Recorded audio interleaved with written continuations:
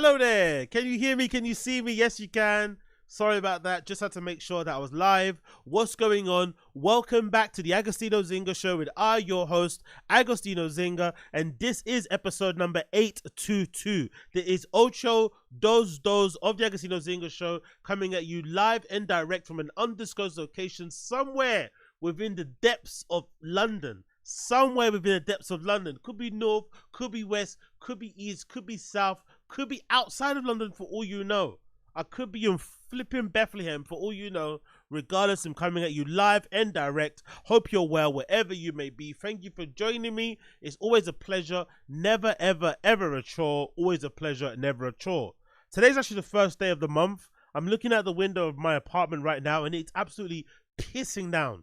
Pissing down. I look outside the window, there's puddles everywhere, people are running across the street in ponchos, in anoraks, with hoods, with umbrellas, some people with scarves over their heads, some people holding their hand over their heads. They look miserable. Everyone's got that kind of like growl, that sort of like scowl, that kind of dour, sad, drenched, rain soaked and covered face people have.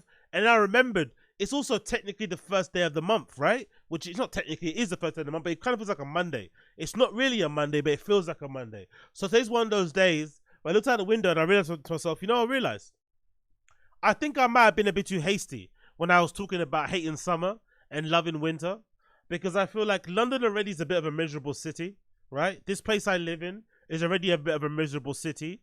Why make it more miserable by having bad weather? Because it puts people in a terrible mood. And now I've seen people who legitimately look like they would rather be anywhere else on planet Earth than here. And I don't blame them. Because some of them are going to work. Some of them are coming back from work. Some of them are doing the school run. Some of them are popping out to go get some hot wings. Some of them are popping out to go get a flipping little hand job at the masseuse around the corner. Whatever they're doing, they are miserable leaving their house to go and do it. Because outside in this flipping city that I live in, it's fucking horrendous. This probably explains why so many people in this flipping country spend most of their times in pubs, restaurants, clubs, brothels, private members clubs, hotel lounges, because going outside is horrendous. It's absolutely horrendous. And I have to maybe walk back some of my earlier statements about hating summer. Now, don't get me wrong, I still hate the construct of summer, right? I still hate what summer signifies in London. Because for the most part, summer signifies for me in London the lack of being able to wear cool fashion clothes, because for men, summer doesn't really exist. All that exists in summer is you cutting off your jeans, and turning them into jean shorts. You cutting up the sleeves of your t-shirts, right? In general, we all turn into gay guys, really. Think about it. Think about that. In summer, all men turn into gay guys. We all end up looking like gay dudes. All of us. Even if we don't want to end up like looking like gay dudes, we all end up looking like gay dudes. We have jean shorts on. We cut off the sleeves on our t-shirts. We wear vests and stuff. We have socks with our high tops, right? We wear flipping thong sandals. And we have that fucking clapping motion every time we walk, right? Like we're getting fucking... we're getting back shots every time we walk. We all turn into gay guys. And me personally, I don't mind looking like a gay guy. Most of my favorite fashion designers are gay. And fashion in general is probably a bit of a gay sort of like, occupation and interest. But I want to choose when I want to look gay. I don't want to look gay just by default. Because the sun comes out, suddenly I'm coming out with my flipping chest hairs out. I've got a deep V-neck on. I've got some quote-unquote wife beater on and shit. I don't want to do that. So summer for me represents terrible fashion, represents no air conditioning, it represents crappy drinks. It exposes how terrible we are in terms of drink selections. Most bars you go to, like, I don't know about you, sometimes if I can't get like a cool chilled beer in like a pub during summer, I want like a good soft drink. But you can't even get good soft drinks. No good pubs, why would they basically, right? Because they make all their money on fucking booze anyway. They don't have good soft drink sections. So you go in there, you want to get a soft drink and they give you a fucking Coke via the tap. If you want a Coke in a can, you're paying £3 for a can of Coke you can get an offie for £1, and you get some glass in your cup. The glass has also been made with tap water. It's just manky. It's just, yeah, So there's not really, for me, represents all those type of things. No aircon, crappy fashion, no good flipping hydration in terms of good drinks, and generally hardly anything to do.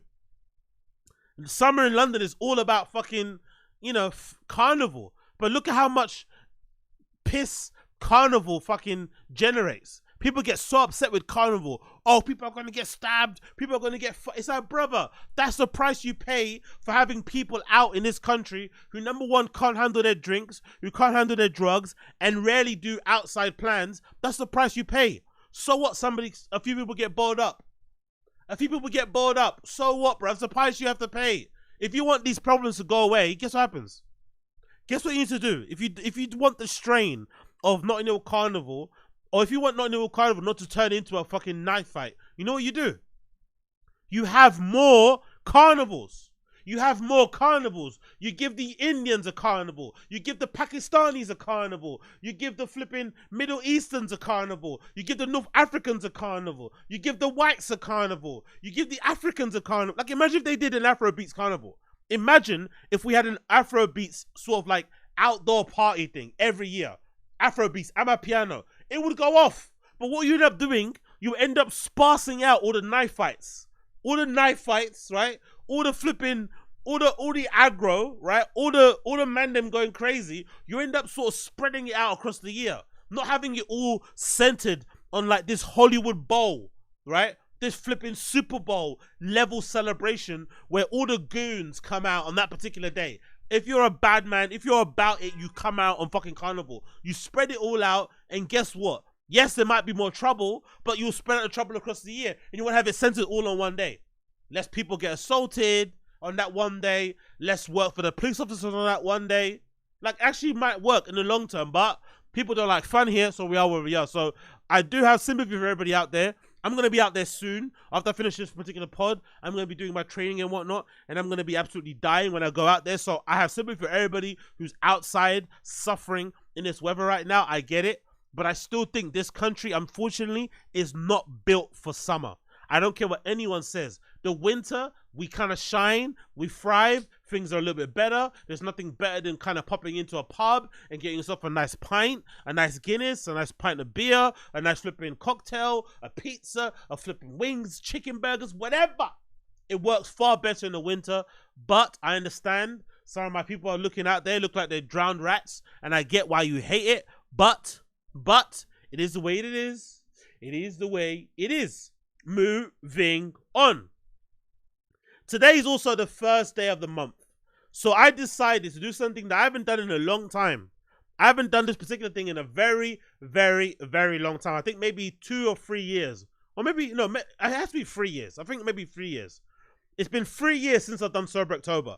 Usually I do it out before the 3-year absence. I was doing it every year. And I think I also did on top of that Dry January. So the Dry January, I think, is more so of just abstaining from your vices. But I feel like Sober October, on top of abstaining from your vices, it's also a chance to do more of the things that you think you should be doing all year round. Picking up new hobbies, becoming more productive, blah, blah, blah, blah, blah. We all know where Sober October kind of was popularized from, or where it kind of came into the zeitgeist, or where I kind of saw it from, mostly from Joe Rogan. And the funny thing about Sober October from Joe Rogan, it came about more so as a way of Tom Segura and those type of dudes and Ari Shaffir, as a way to do like a soft intervention on Bert Kreischer.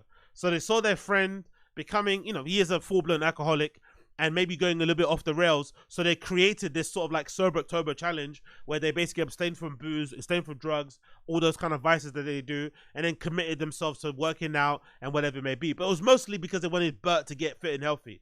Over the years, unfortunately, it's kind of fell by the wayside. COVID, I think also Bert has kind of realized that a lot of those guys, they were kind of using it more to kind of get him healthy and less so about themselves. They don't think they have any issues. They think he's the one that has most of the issues. So I think he kind of probably took that. I maybe say a bit of an offense. I also think people online probably didn't make it fun for him because a lot of people were making him accountable. People in the comments saying, hey, make sure you're not drinking, make sure you're not doing this. And he doesn't really like that sort of shit. So I'm sure that didn't make it too fun. And in general, it's a lot of work, right? It's a lot of fucking work. Like, it's 31 days of really going balls to the wall, pedal to the metal, crazy hard in terms of picking up the things that you don't do. Not the abstaining thing. I think is easy. Honestly, I think anyone on this chat, anyone here watching this live stream, anyone here, listen to this after the fact, you can, if you want to put your mind to it, very easily do 31 days where you abstain from things that you know you shouldn't be, maybe indulging in, whether it's chocolate, sweets, too many vapes, whatever it may be, cigarette smoking. You can abstain for 31 days. It's quite easy. I think so. We have the possibility to do so, especially if you have no money. If you have a month where you have no money and you can't buy cigarettes, suddenly it becomes really easy to quit cigarettes. But I think the harder thing is committing to like the 31 days of, let's say, reading a book. Let's say of like writing a chapter of the book you want to write. Let's say taking pictures, whatever you like to do, taking pictures, building something in your home, whatever the thing that you want to do. So that I think is going to be the harder thing going forward. But this year, I decided to do Sober October. As more so as a chance to kind of reset the year, because I feel like I have in every month I have like 2 or 3 weeks where I'm pretty strict with what I do. Then I have a week where I go fucking crazy and off the rails, and then it kind of rinse and repeats every single month, which is better than most people I would imagine. But still, I have a high standards for my life and for my person.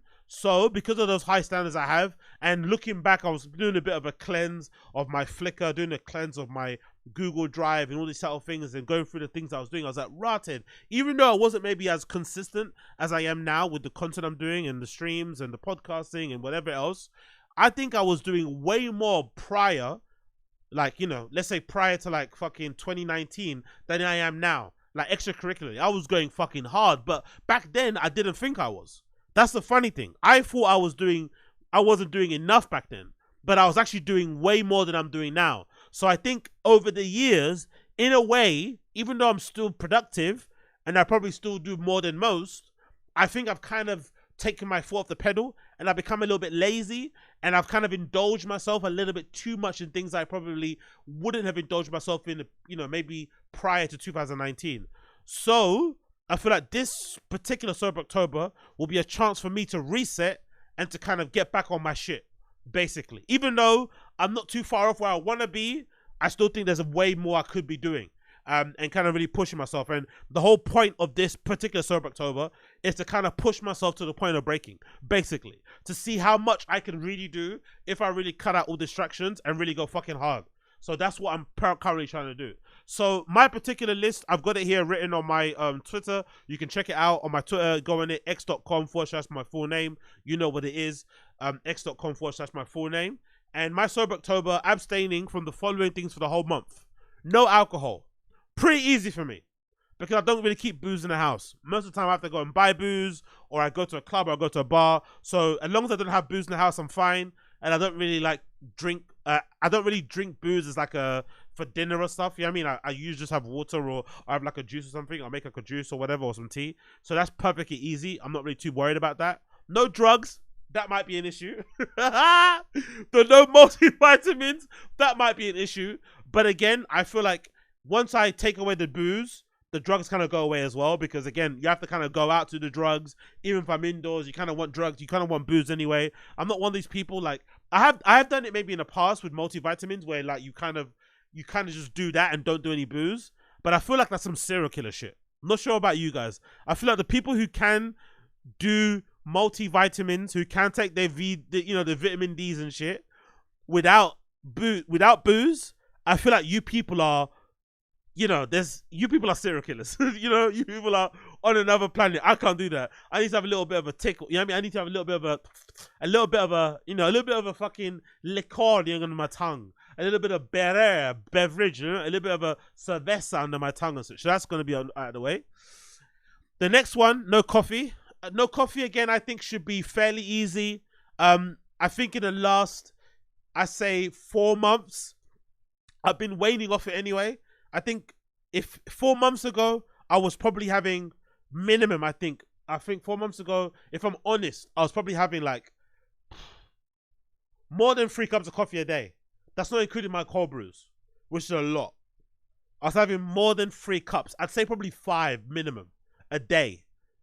And I think over the last 4 months, I don't know why, I think because just I don't think I was trying. I just think the taste of coffee kind of is a bit naff to me now.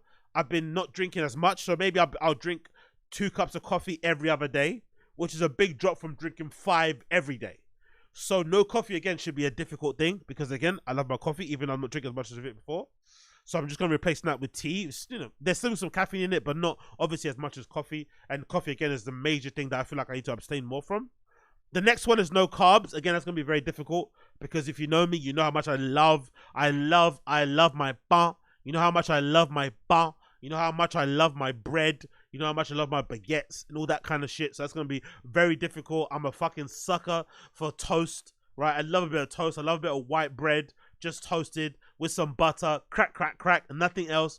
Bang in the mouth. I'm not even like a Nutella guy or a jam guy. Just give me a fucking nice tub of butter. Give me a big loaf of bread, a toaster that has a dial where I can maybe put it to like 2 or like 2.5. Toast that so it's like lightly toasted, and then I'll go fucking crazy. So that's gonna be hard. No processed sugar should be very difficult too, because processed sugar for me includes all of my confectionaries. That includes all my Kinder Buenos. That includes all my wafer biscuits, all my chocolate bars, all my croissants, all my pain chocolats, all my croissants filled with almonds, whatever else, donuts, all that shit is gone because of processed sugar. So that's gonna be very difficult to, very, very difficult to be able to go to do my food shopping and just be buying my food and not be going down the aisles where there's stuff in like packets and stuff. It's gonna be very difficult, but I'm looking forward to seeing how I feel at the end of the month by not having the coffee, carbs, and processed sugars. Because, you know, we all know what no booze and no drugs does to you. That's fine, but I'm more than curious to see how I'm gonna be feeling when I have no coffee, no carbs, no processed sugars in my body. That's gonna be so curious to see how I end up feeling. The next one is no porn. The no porn thing is not really an issue. I don't feel like, it's not like I sit down and watch hours of porn per day. But, you know, there's the odd kind of like dibble here and there. And most of it is more so like, you know what, to be honest, the main place where I see porn most is fucking Twitter. I swear to God. That fucking timeline, you just be fucking browsing, doing your thing. And then, of course, some of it has to do with what you like. And again, it's algorithms and shit. You input stuff. But sometimes you be browsing, you're just checking, doing your normal thing. And then bang, you just see a full clam in your face. At like, what, 10 a.m. in the morning. A full clam. A full fucking clam just throbbing in your face in full HD. It's too much, man. It's too much. So for me, it's not like I don't have any subscriptions. I don't subscribe to anything. I'm not downloading any porn. I rarely type in the words Pornhub on my browser. You know what I mean? Most of it I'm seeing legitimately is on social media. So as long as I don't be on social media, I'll be fine. You know what I mean? It's not going to be difficult. But I think if I had like an OnlyFans subscription, or if I was on Pornhub every day, that'd be more difficult. But I felt like including it anyway, because it's important just to kind of like, you know, I want to just to kind of cleanse your mind of that sort of like stimuli in the first place. We'll be interested to see what happens there. And then the last thing I'm abstaining from for this month will be no social media before 12 p.m. That means no social media post, no social media browsing, none at all before 12 p.m., which is, again, something I used to do in the past pretty easily. No fucking, no kind of skin off my nose. But over the years, again, I got into bad habits that kind of took my foot off the pedal. So that's what I'm planning to do this particular month. So I'm abstaining. The things that I'm abstaining from, just to give you a quick rundown: no alcohol, no drugs, no coffee, no carbs, no processed sugar, no porn, no social media before 12 p.m. That's my Sober October abstaining list. Then going on from that, hobbies and things I'll be doing during the month. So you cut out all those things, but then here are the things I'm going to be doing during the month to kind of keep myself occupied and keep my mind away from all that stuff that I don't want to do. So I'll be reading books 2 hours per day. I'll be running/walking a minimum of 3 miles per day. I'm going to do one today after I work out. Working out in the gym for a minimum of 30 minutes per day. 1 hour of language learning, French and Spanish per day. Write and publish a blog post, one blog post per day. And write and publish a Substack, 1 post per day. So most of you don't even know I have a Substack, but I do have a Substack that I'll be putting out later on. And obviously I'll be going back to the blog, which is defaultgoon.com or defaultgoon.net. I don't know, I forgot what the fucking URL is, but regardless of which it is, you'll be seeing it very, very soon on my socials anyway when I share it on there. So that's the things I'm doing. Read 2 hours per day. Run and walk minimum of 3 miles per day. Work out a gym for a minimum of 30 minutes per day, which for this one includes strength and conditioning. It includes mobility. Everything includes in that 30 minutes. 1 hour of language learning per day. And to be honest, this also, the reason why I put this way, because I'm doing a run walk minimum of 3 miles per day, plus I'm doing the working out. I kind of want to do for this, not kind of, I'm going to do for a particular month, just do some form of exercise every day for the 31 days. So on each day, there'll be something, whether it's me running or walking, whether I'm spending time in the gym, but I want to try and do like, you know, an unbroken fucking 31 days all the way through and see what I'll go on. So it should be fucking fun. I'm looking forward to it. And I think there's like, I would have put, I would have actually put no clubbing on here, but I haven't really been clubbing that often anyway, so I don't really think it's an issue. And I think I'm going to be going to the Forward event in Fold, I think next week. I think there's a Malajunta event happening in Fold this weekend. So it'll be good to also go to these events completely stone cold sober and see what that is about as well. Do you know what I mean? And of course, I'll report back on that one as well, because that might be an interesting thing to sort of like observe from my POV. Going to a nightclub surrounded by people that are fucking kitted out of their faces, and I'm going to be there just fucking stoic, you know what I mean? And stone cold sober like a fucking judge. So I'm really looking forward to it, really am. I feel like, you know, most months kind of blend or blur into the other month. So I feel like this should be a really good thing to do going forward for me. And of course, I feel like I'm going to be, you know, doing a good job of maybe documenting some of my progress as well in this particular thread. So if you see it, it's pinned on my profile, check it out. I'll be updating with all the stuff that I'll be doing throughout the particular month, maybe sharing some of my findings and shit. And yeah, man, I'm looking forward to it. Really am fucking looking forward to it. Really am looking forward to it. Can't wait to see how it goes. Can't wait to see how it goes. Let's flipping continue. What are you guys saying in the chat for me? What are you guys saying in the chat? I see here quickly. Someone says, just remember what's that? The book Atomic Habits Make Them Achievable. Yeah, for sure. I've read that book already as well. I read that in Bali actually one year. Really good book actually. Even though it's one of those books that people always pick up at the airport on their way to a trip or somewhere, right? It's actually a really good book. Big up Charles Lucas says here, big up Bad News is unrealistic. Yeah, that's the whole point, that's the whole point, Bad News. I love doing unrealistic things. I love doing things that most people cannot do. I take a lot of pride. I take a lot of pride in doing things that most people cannot do.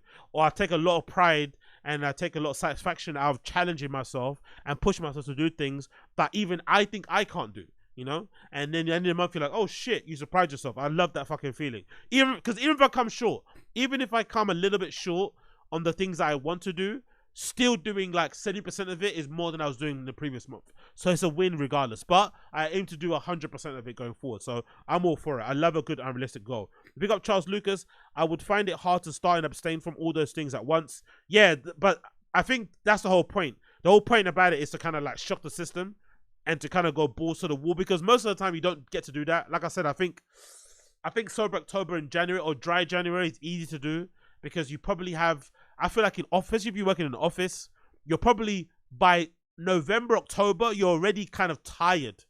You're already exhausted of booze. You're already exhausted of like confectionery and sweets and stuff. Because I feel like I feel like from September onwards, the amount of office birthday parties and christenings and baby showers and shit happen is obscene. Especially if in your friendship group. Not including fucking at work. It's fucking crazy. So it feels like every week you're going to someone's birthday, someone's this, someone's that. So by the time December and January comes around, you actually can't wait to be dry. You can't wait to not drink because you've been doing too much of it. So I feel like the October ones are way more of a challenge because there's more temptation.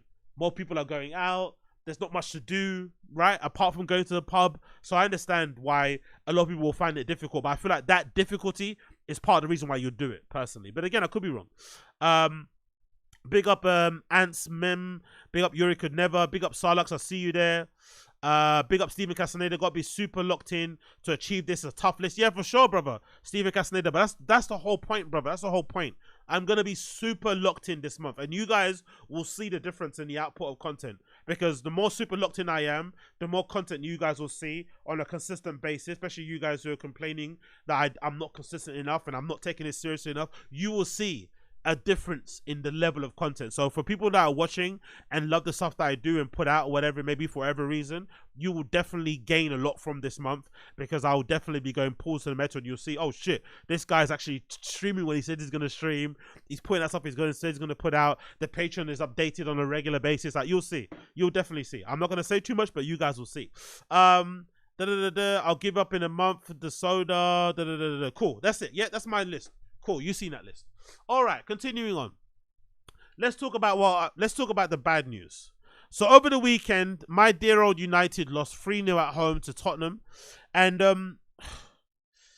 the anger from this result has subsided, obviously, because it's been a couple of days now since this has happened, and I think most of you guys have seen what happened.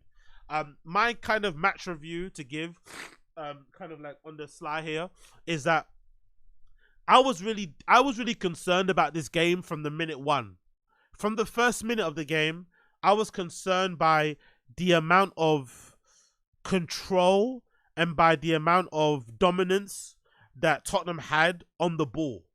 It felt like they were the home team. I didn't like that at all. I don't think Tottenham are that much of a scary team for us to be cowering and to have, like, I think at one point in the first half, we had all of our players behind the halfway line. That is unforgivable. For me personally, it's unforgivable. But when that happened, I thought we're going to be in for a long day. But then, of course, because Tottenham defended with a high line, we were getting a couple of chances still.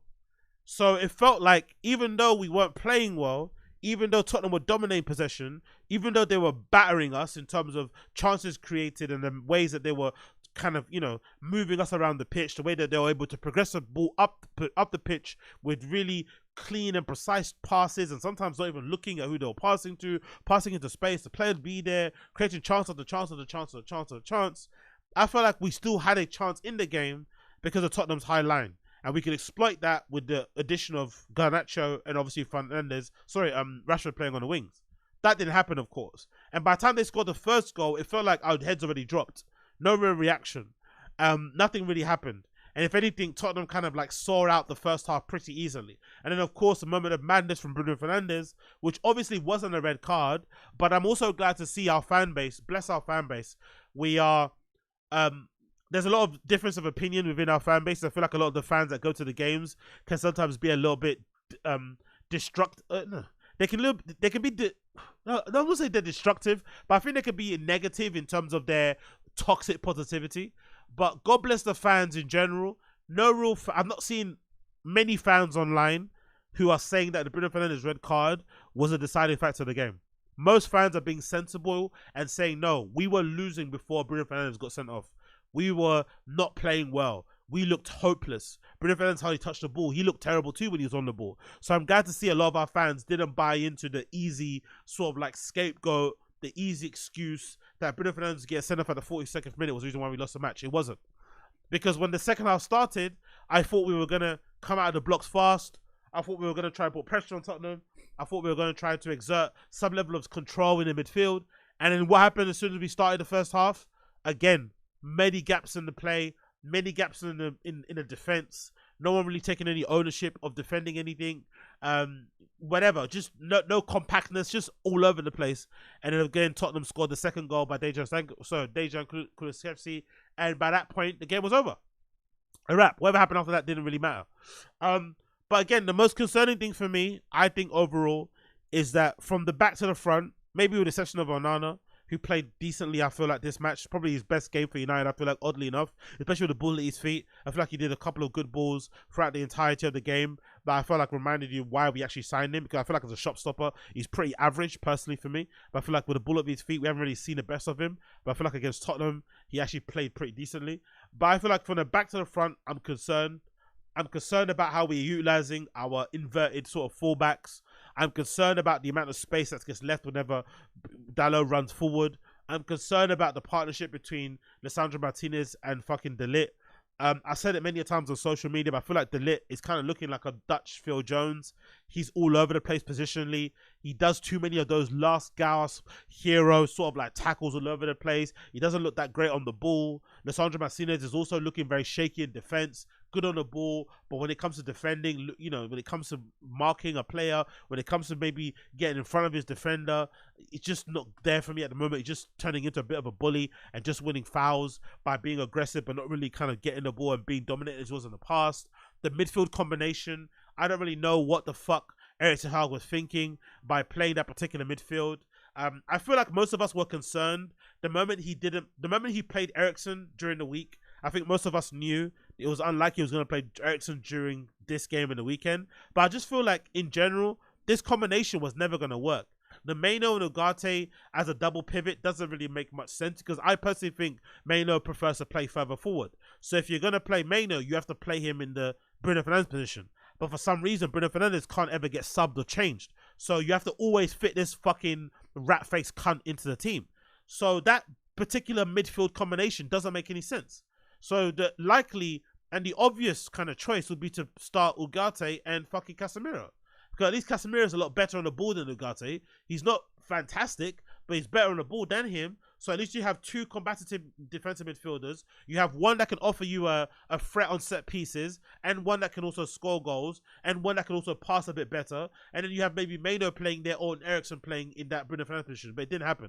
So you have Bruno Fernandes playing, and then throughout the entirety of the game, I feel like there was a period where Bruno Fernandes played like on the right wing for some reason. I was like, what's happening there? Then Garnacho played off of Zerski. Then Zerski hardly touched the ball. Then Rashford was all over the place. Garnacho was terrible, as per usual.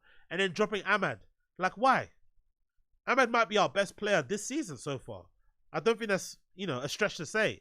And at the moment now, given our inability to keep the ball, he's one of our best players in possession. Just play him every game until he plays crap. Then drop him. But this rotating of Ahmad easily or subbing Ahmad first, like, because I've noticed it as well, he always subs Ahmad before he subs Rashford, even if Rashford's playing worse. And it's like, bruh, just like have this lack of like meritocracy in this team, this inability to reward players who play well is really, I think, causing a problem in this club. Because I haven't played at a high level. I played at a shitty fucking Sunday League level at Hackney Marshes and shit. Big up the Hackney Marshes, massive. But I'm sure most of you guys know how bad it feels when you're playing for a team where the manager has favourites. It's not a good feeling. When you're going to pay subs especially if you're paying subs, you're actually paying to train. You're paying to play football during the week, to train. You put in a good performance, and you feel like that performance should maybe help you start the game on the weekend, and the manager keeps playing the same player that played shit the previous week. That doesn't create a good atmosphere in the change room or in the fucking team overall. Because what's the point of trying in training if the manager's going to be picking the same player? And I feel like at the moment, some people would argue there are players who are basically undroppable. I would maybe agree with you. But I think in general, when it comes to sports, you can't ever have a player be undroppable. If a player plays himself to a level where they're undroppable, fair enough. But a player can't be undroppable week in, week out. Every player has to earn their right to play. Because then that creates competition for places. Competition for places then creates better standards of like play overall.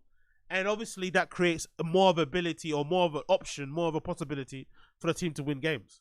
Because they're all going to be chomping at the bit to perform and to play out their skins because they know the person on the bench is frothing at the mouth to play. And when they get a chance to play, they're not going to fucking let that go easily. But at the moment, we got a player we got like two players in Marcus Rashford and Bruno Fernandes who, for some reason, can do no wrong with this manager.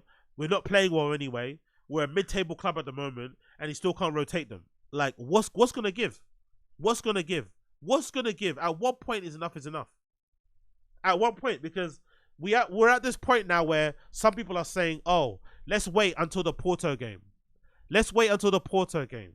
Let's wait until after Aston Villa. And I'm like, why would you wait for 2 games? Why would 2 games change how you feel about this manager? I would much rather the club or the fans who are still on the fence about Erik ten Hag just say, give him until the end of the season. Blankly. That's a terrible way to go because I feel like most top clubs will never give a manager a blank sort of like, hey, you got until this month to get it right, because you have to earn your right to, you have to earn your keep basically, match after match after match, match week after match week after match week. But I'd much rather the club just say that than say, oh, it's going to take 2 games. Because what will we learn differently about this club and about where we're going under Erik ten Hag, away at Porto and away at Aston Villa? What are we going to learn differently? Because so far this season has been what we expected it to be. It started the same way the last season kind of ended, with the exception of the FA Cup win. The same way. Just terrible. Terrible, terrible, terrible. And forget the style of play conversation. My main issue I have with this particular manager is that even with all the money spent, over 600 fucking million spent, all of his own players, every player he doesn't want in the club is gone. You know, Cristiano Ronaldo, gone. Jadon Sancho, gone. Every player he doesn't want, Donny van der Beek, all these players that he didn't want anymore, gone. He's cold the entire squad. Every player that's still there is the one that he wants to keep there. The problem for me is that even with all of his signings, with all the players going out, he still doesn't know what his best team is. He still doesn't know what his best starting 11 is. After 3 fucking years, he still doesn't know what his best team is. He still doesn't know the players to trust. He still doesn't know his best midfield combination, his best defensive partnership, his best striker, his best attacking options or attacking combinations, his best fucking wing forwards, whatever. Has no clue. No clue. And here we are, figuring shit out still at the moment. Figuring shit out. Are we a counter-attacking side? Are we possession-based? Are we transition? Are we this? Are we that? Who fucking knows? And now everyone looks terrible. Even Kobe Mino, one of the best bright sparks about the end of last season, now is looking really bad. He's looking like he's run out of gas already. He's looking like we're already run him to the ground. Kobe Mino. Ugarte, after 3 matches already, he's looking average. Everyone's questioning that signing. After 3 matches. Before he joined, he was meant to be our saviour. Now after 3 matches, everyone's talking about him like he's a donkey. It's absolutely, I wish we could change all of our players and start again from scratch. Not going to happen. I wish we could get rid of the Glazers and have new owners. Not going to happen. So the only way we can really change things going forward, affect it in the immediate, is to change our manager and change it quickly. But at the moment, that's not going to happen because United never move quickly when it comes to managers. We have this weird sort of like idealistic, romantic vision of managers because of our time with Alex Ferguson, which I feel like has spoiled us as a club. We've been spoiled because we felt like because Alex Ferguson was one of the greatest managers to ever live, and because we had like more than 2 decades of absolute dominance with him under his tenure, we feel like every manager should be that. We should aim to have every manager emulate that. That's not the case. It's not the case. Most clubs don't have that. It does not. Football history doesn't show you that. Most clubs figure it out by hiring and firing. In the time that we've had Erik ten Hag, Chelsea have had 3 managers. Now they're suddenly figuring it out. That's no coincidence. They had to hire and fire to suddenly get to where they are now. Okay, cool. Maresca's our guy. He's called the squad properly. He's signed some players. Here's what we're about. Whereas we are still fucking figuring this shit out. And we still want to give this guy time. Fuck the time. Erik ten Hag out. He should have never got that year anyway. He should have never been in this job right now. He got the job on a technicality. I think the partial owners at INEOS are now basically, putting distance between them and saying, hey, we didn't want this guy. But it's clear he should have never, ever started this season, ever. No one could ever say a United manager who finished 8th in the league should ever get the chance to go back again, especially in their 2nd season. I'm sorry, you can't do that. It's impossible. Or your 1st season, it's impossible. I'm sorry, no. So the fact that he still has his job is crazy. And the fact that we're still waiting to sack him is fucking insane. But the update here, courtesy of Man United on the fucking Twitter, is that we are looking at a manager.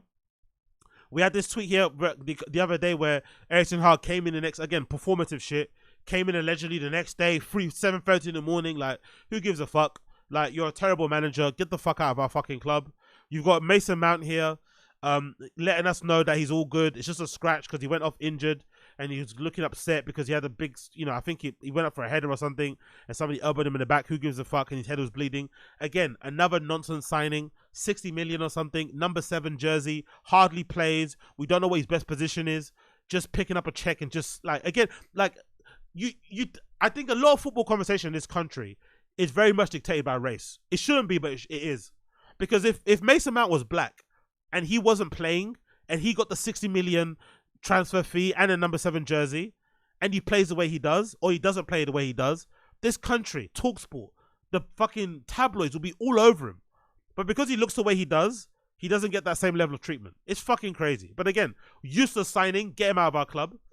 Another update here, courtesy of Twitter, Man United Space. It says here, while the pressure on Erik ten Hag is clearly mounting, Man United hierarchy will always consider such situations carefully rather than making a decision imminently after a bad result.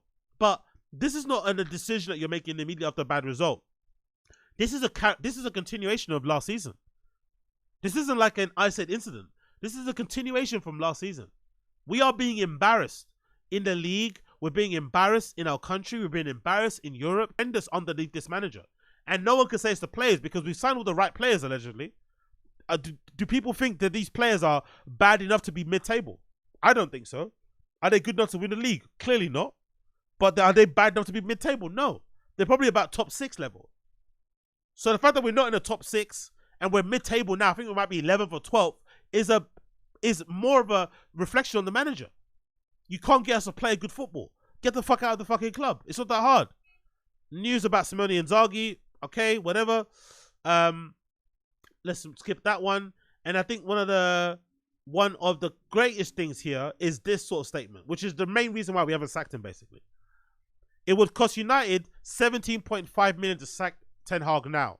So more than likely, last season, when he should have got sacked, let's say it would have cost us 25 million. This is the main reason why he hasn't been sacked. That tells you everything about this club. We're more worried about not spending money, getting rid of a manager that's going to cost us spending more money down the line. Because the worse we are, right, the more likelihood we're going to have to sign more players to fix how bad we are, or to sign a manager and pay more of a salary to get us back where we think we should be. So if you actually sack him earlier, you end up spending less money down the line.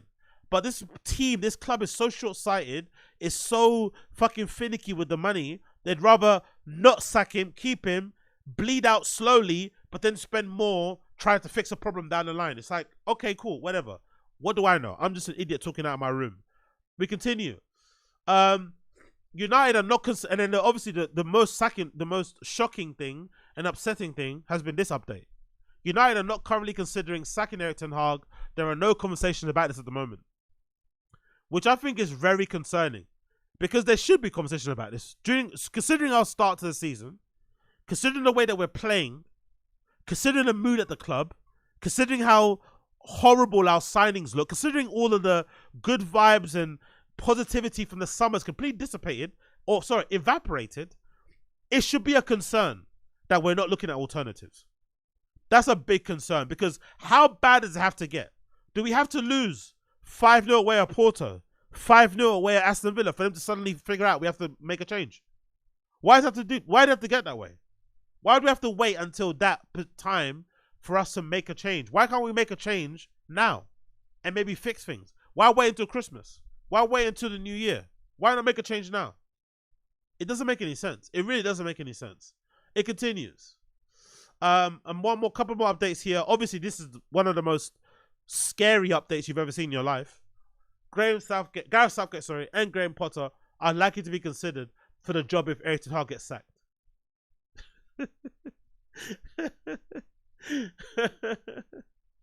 Honestly, Gareth fucking Southgate. I swear to God, right? If we hire Gareth Southgate, I'm not watching a United game ever again.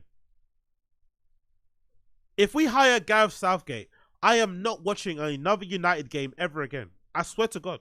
I'm not watching a single one. I will fucking boycott the club completely. I'm not watching them ever again. If we hire that absolute cancer of football, if we hire that, I'm not watching it. I'm not watching it ever again. Ever fucking again. Given the options available out there now, I am not watching us under fucking Gareth Southgate. I swear to fucking God, I'm not doing it.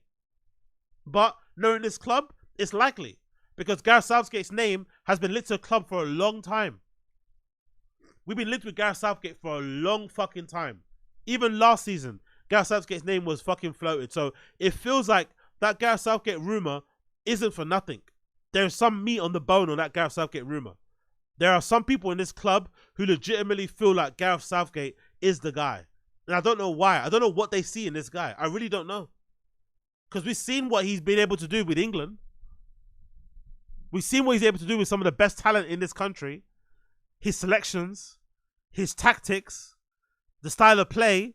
Like, I don't know why any fan would have any confidence in Gareth Southgate being our manager. And didn't get Middlesbrough relegated anyway before that in his club career. Didn't he get fucking Middlesbrough relegated? It's like, bro, where are our fucking standards? Where are they? Somebody tell me where our standards are. Then we're gonna be hiring Gareth Southgate as our fucking manager. But again, I'm not surprised. So let's see what won. United keep fucking frustrating me. Nothing fucking keeps changing. It is the same thing again and again and again. And yeah, man, let's see how it goes. Let's see how it fucking goes. No change soon. No change anytime soon. I'm pretty sure of it. But again, what do I know? Absolutely nothing. Absolutely nothing. Moving on. Great news. Great news if you're fucking Andrew Tate. Great news if you're fucking Andrew Tate, courtesy of Reuters. Look at that. I don't know if this is a sign of what's to come for his court case, or if this is just like a temporary thing, but this is a pretty big deal. The headline, courtesy of Reuters: Andrew Tate to get luxury cars back. Romanian court rules. Andrew Tate to get back luxury cars. Romanian court rules. So according to the article here, all of the assets that the Romanian court took from Andrew Tate have now been returned to him. It says interpersonality, Andrew Tate should get back luxury cars worth about 4 million euros that were seized by prosecution pending a second criminal investigation into criminal trafficking accusations. You can see there some pictures of the cars. Tate was placed under house arrest on August pending a second investigation on accusations of forming an organized criminal group, human trafficking, trafficking of minors, sexual intercourse with a minor, and money laundering. Prosecutors are also investigating his brother Tristan and 4 other suspects who are under judicial control in a lighter preventative measure that takes house detention. All have denied wrongdoing. As part of the investigation, prosecutors also seized cars and other assets, and Tates have challenged these seizures. The cars include 2 McLarens, 4 Ferraris, a Maybach, a Maserati, a Lamborghini, a representative have said. The Tate's defense lawyer, Eugene Vidiniak, welcomed the ruling, saying in a statement, they could not have been different considering the details of the case. The Tate brothers, who have dual US and British citizenships, were already indicted in mid-2023 for separate human trafficking and sexual exploitation case. The trial is pending a challenge at the Bucharest Court of Appeals. A self-described misogynist social media influencer, Tate has gained millions of followers by promoting an ultra-masculine lifestyle that criticizes degenerates women. Blah, blah, blah, blah. So that's a crazy update. I'm not going to lie.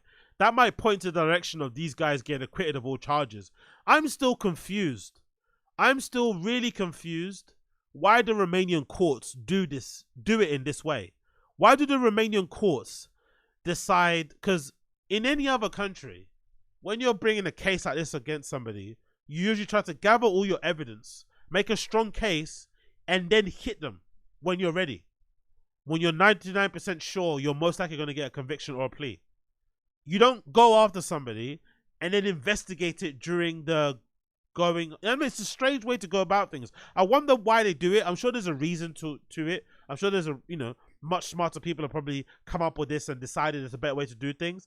But I think the approach of, charging somebody with something and then trying to gather your evidence during the investigation is just bizarre. Surely the investigation happened before, then you go after somebody and, with most of the things already kind of done, and then you can kind of go straight to court and kind of obviously have your day in court and decide it that way. But I always felt like the way that they do it in Romania, or the Romanian courts do it, I feel like would always give these guys a chance to kind of get out of it or to kind of get some wins along the way, because some of this stuff is going to be, the courts are not going to kind of view it favorably if you're holding on to these guys' assets, but you've not really charged them with anything concrete. There's no new evidence. Nothing has really gone anywhere. It's still the same things we heard before. It's like, if that's not enough to convict them, then you might as well just move on.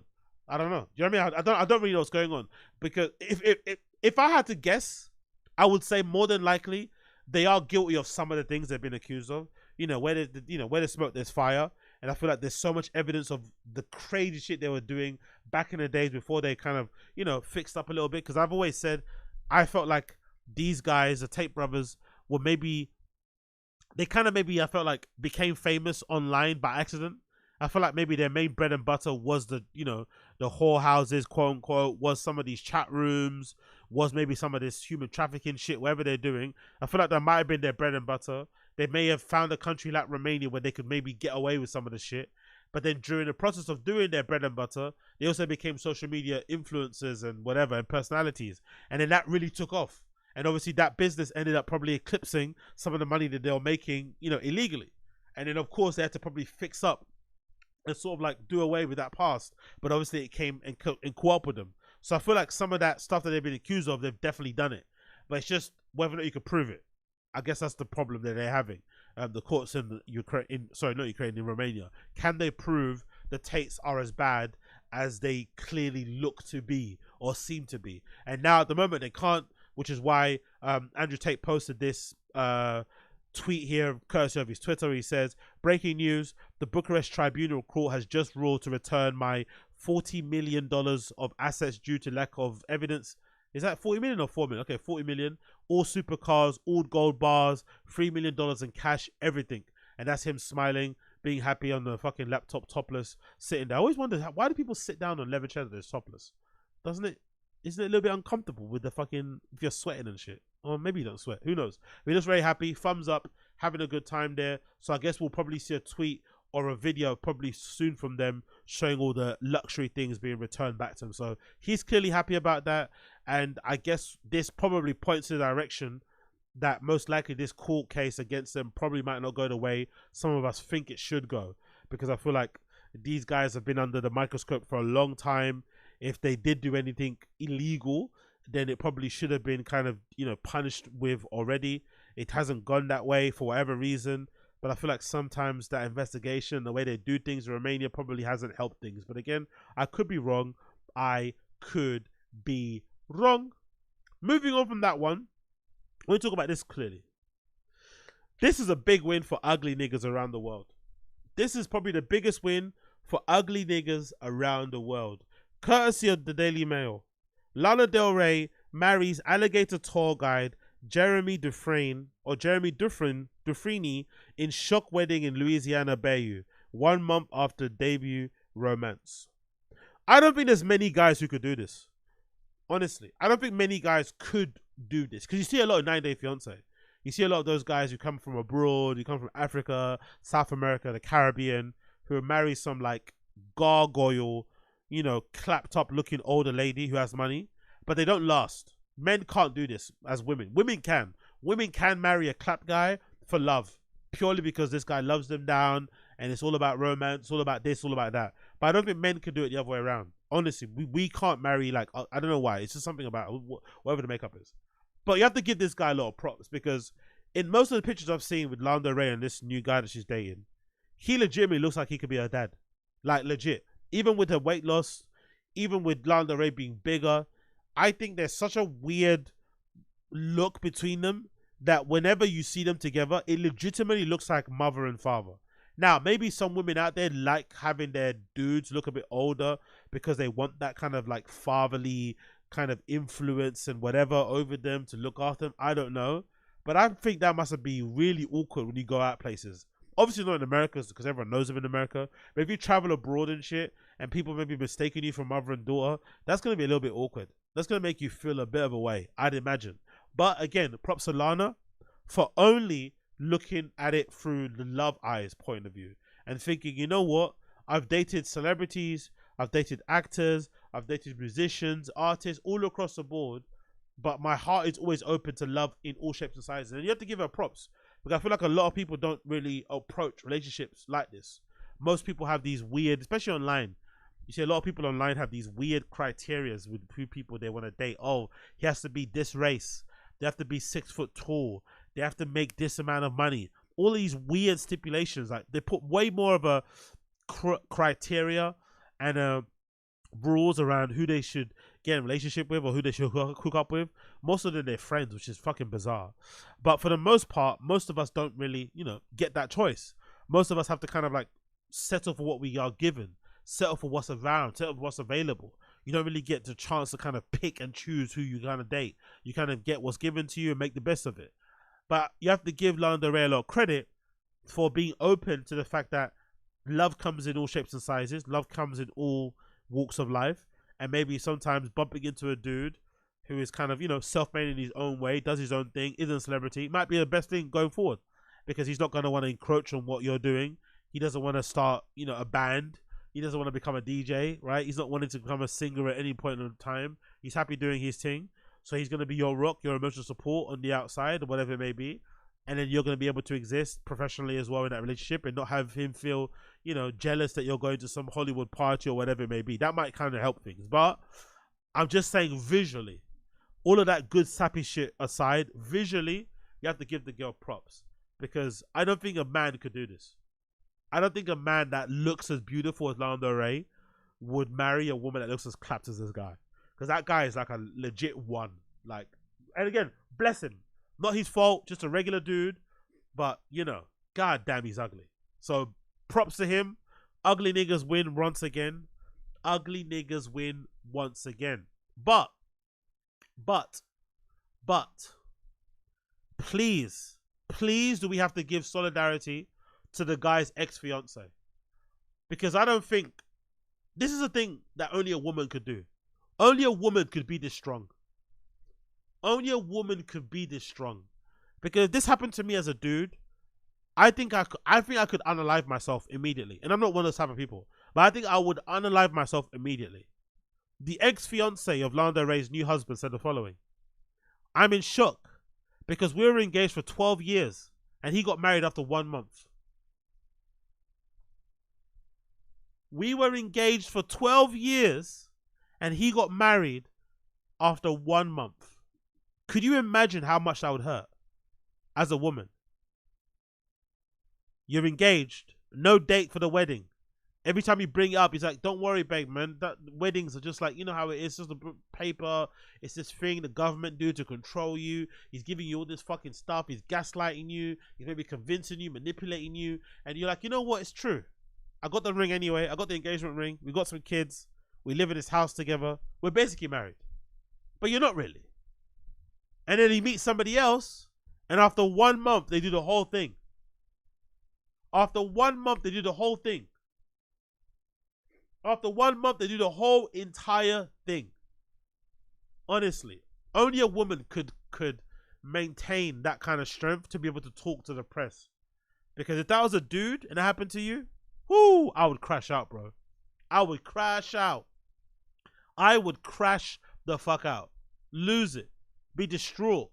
Be on the street rolling around like I did bath salts. I would not be able to hold it in. I swear to God, I would not be able to hold it in. So props to this woman for her ability to remain strong and remain steadfast despite her ex-fiance. And I'm sure, if I've read somewhere, I think they've got 2 kids together, and the child of her and the father of her children, going off and marrying Lana Del Rey. That's the nightmare of all women. You know what I mean? He goes off and marries like a world famous, super attractive singer. You can't even hate because, she's clearly an upgrade from you, but you can hate, You can't hate, but you can hate. And it's perfectly fine to hate because Jesus Christ, bro. Ouch. Ouch, ouch, ouch. But big up to the ugly niggas out loud. Big up to the ugly niggas around the world. Big up to this dude for bagging Lana Del Rey.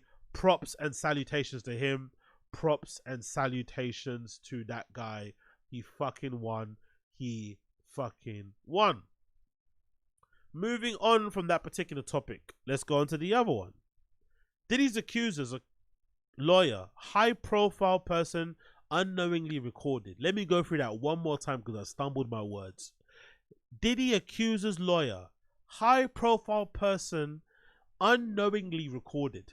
This is gonna get tasty, because I thought for a moment that the Diddy shit would end up being like a Epstein thing where there was this dangling of a carrot in front of us that we were gonna get the black book was gonna get opened up. We were gonna see all these names of all these high people who were associated with Epstein, who also went to the island and got involved in some dodgy shit. But in the end, nothing ever transpired from it. Nothing ever really came out of any note from the Ghislaine Maxwell interviews. Once Epstein kind of offed himself, it was kind of over, and that case kind of got, swept under the rug, and everyone kind of pretended like it didn't happen. But I feel like with the Diddy stuff, we might get some more shit. We might get some more stuff, right? So let's go through the article. It says here, Ariel Mitchell Kidd, the attorney of a new Sean Diddy accuser, says that she's been contacted regarding the sale of one of Diddy's tapes. Yo. Mitchell Kidd would not reveal who was in the video, but said that Combs and someone more high profile could be seen in a pornographic tape. Could you imagine who that is?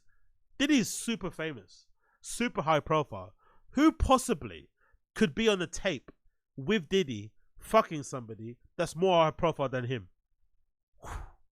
Damn. The names just keep coming. The name just keeps coming. No pun intended.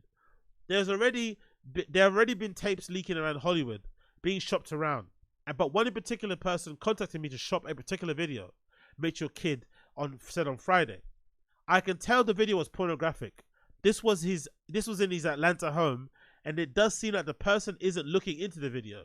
To me, it doesn't seem like the person knows they were being videotaped. Could you imagine how nervous you'd be now? Not only this high profile person on video, it also looks like it might have been a secret video. So could you imagine the amount of sweat buckets you are sweating right now trying to figure out if that's you or not in the video? Yo! Mitchell Kidd also revealed in horrific detail about the alleged rape that happened between Combs and one of his new clients in 2018. She reached out to me a few weeks ago.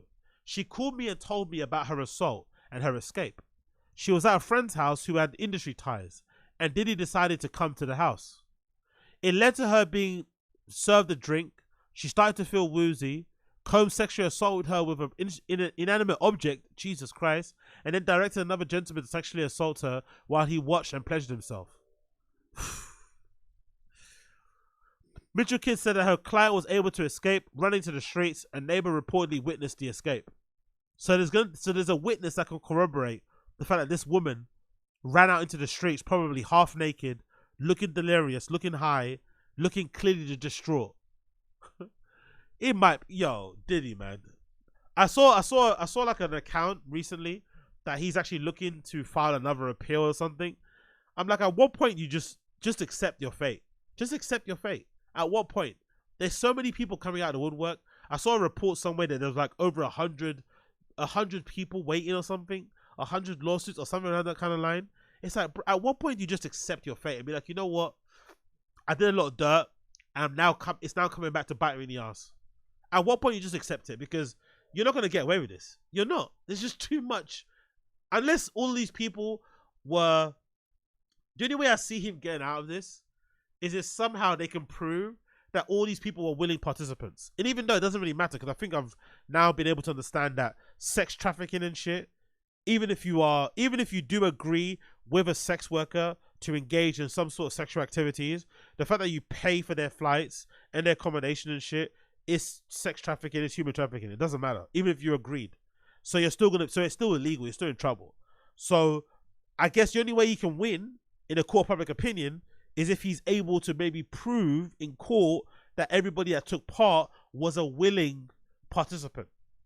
Because all these people are making it seem like they went to his house to hang out, and then 1 minute they're drinking Prosecco, next minute they're passed out somewhere, and there's 100 people around them gooning.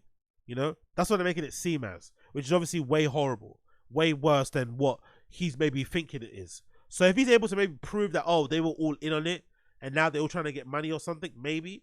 But I just don't think it's likely, because all of these accounts that are coming out, they're not very pleasurable. They're not very enjoyable. They're not very happy. They're not very like adult consenting environments. They seem like one guy who's taking a piss, was exploiting and taking advantage of people, under the influence and shit. I purposely putting them under the influence, the spike in drink. I think I saw one account where someone was saying that it was a well-known fact when you go to Diddy's house parties that you would always have to look after your drink. And always make sure if you're drinking a bottle of wine or a bottle of champagne, make sure it's from an unopened bottle. And allegedly someone was suggesting it got to a point where Diddy was aware of this, so they then started to spike the bottles beforehand. So I guess they found a way of like making sure they can really reseal the fucking bottles. Imagine that. Imagine doing all that. Imagine resealing bottles of fucking champagne to make sure you can fucking spike it with fucking GHB or Ket and shit. Fucking insane. It continues. The federal investigation against Combs has turned up several disturbing allegations against the musical mogul, who is currently sitting in a New York City jail, awaiting his day in court. The music producer was indicted last week on 3 felony charges after months of speculation surrounding a possible federal investigation that could be connected to the slew of civil lawsuits. Since the indictment, the several high-profile voices have spoken out against Combs, and another alleged victim has come forward, bringing the 11th lawsuit filed against him. Following his arrest, Combs' attorney Mark Anglofilio issued a statement to the public to reserve judgment until the facts are in, and noting that Combs has corroborated with the investigation. He says he's an imperfect person, but he's not a criminal. I hate this defense, by the way. I think DSP says this a lot. A lot of locals say this. I'm not a perfect person. No one's saying you're not a perfect person. You just did some disgusting, horrible ass shit. That perfect person defense is such a gaslight.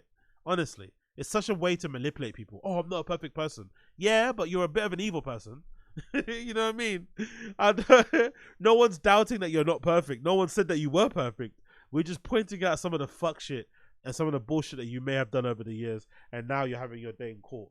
But I guess it's probably naive of me to wish people who do horrible stuff to just like own it. I guess it's never gonna happen. Right? Especially if you have your day in court, you're always gonna try and get away with it if you can.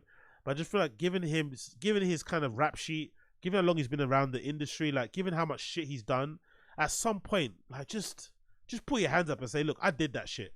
Eh? Do you have to put everybody through the process of having to come up on the stand and testify and recount all their horrible experience of you? Just, I don't know. The honorable thing to do at this stage just be like, you know what, I did it. Let me have my punishment and go from there. But I'm probably wishing for too much. I'm probably wishing for too much. What can you do? What can you do? Bear 1 second as I kind of blow my nose here. Because my nose is absolutely full to the brim. And I want to make sure that I can communicate with you guys the best way possible. Bear 1 second.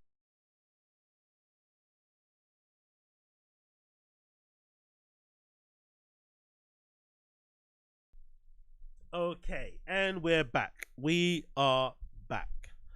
So, big up Auntie Naomi Campbell, man. Big up Auntie Naomi Campbell. Always finds a way to keep herself in the headlines. Whether she's being rude, whether she's being slighted by Rihanna, whether she's giving birth to 2 kids but not letting us know how she actually acquired those 2 little babies. Whatever way, she always finds a way to get herself in the headlines. And this is another instance of it. And this is pretty damning and pretty shambolic and pretty shameful, I'm not going to lie. Coach of The Guardian. Naomi Campbell banned from being charity trustee. The model is barred for 5 years after a watchdog found evidence of financial misconduct at a charity she fronted. So they're alleging that Auntie Naomi Campbell and all these charities, all these galas that she's doing around the world, trying to give back money to the kids, to Africa, people less privileged than she is, whatever it may be, most of the stuff that she's been doing has all been a front to fucking, justify her exuberant lifestyle, basically, which is pretty heinous if you tell me. It continues here. Naomi Campbell has been banned from being a charity trustee after a watchdog investigation uncovered widespread evidence of financial misconduct at a poverty relief charity she founded. That might be some of the most evil, dark shit you've ever seen someone do. Someone with money, someone with fame, someone with status, someone with clout, whatever it may be, taking money from charities to benefit themselves is the most scumbaggy stuff you could ever do. The supermodel was disqualified for 5 years after the Charity Commission inquiry found that the fashion for relief passed on only a small fraction of the millions of pounds raised from star-studded celebrity fashion events and good causes. Now, we all know charities in general do this, right? We all know, like, administration charges and cost and operational costs for charities is exuberant, and a lot of the money, or exorbitant, and a lot of the money that you do give to charities don't actually go to the people in need. But you never thought that someone like Naomi Campbell would be taking some of that money to fund their own lifestyle. That's the major thing. You know the funds are not going directly to the people. You know if you give £100 to Red Cross, the £100 isn't going directly to the people in need. Maybe less than 30 is going there. But Naomi Campbell taking the money that the charity makes and then using that to fund herself is just horrible. It continues. The charity inappropriately spent tens of thousands of pounds on luxury hotel rooms, flights, spa treatments, personal security, and cigarettes for Naomi Campbell, while unauthorized consultancy payments running into the hundreds of thousands of pounds were made to one of Campbell's fellow trustees. Oh my God. So it's not bad enough that you're taking the money earned from these charities to pay for hotel rooms, flights, spa treatments, and personal security. She's then also billing her charity for consultation. She's writing an invoice to her own charity and then paying herself. Yo, scumbaggy shit. But I'm not surprised this is the case. And it's also not surprising, you know, I'm pretty plugged into fashion Twitter. I follow most of the big accounts on there who kind of talk about certain fashion news. And it was not surprising to me to see the lack of coverage on this story from certain fashion accounts, from certain people involved in fashion. Because I feel like a lot of people, this is how they actually make money. Because I've always actually wondered, some of the fashion people, you know, who kind of don't have jobs, who kind of just exist, going from like fashion week to fashion week, who don't work for brands, who don't have a 9-to-5, who don't have a studio. Most of them do this.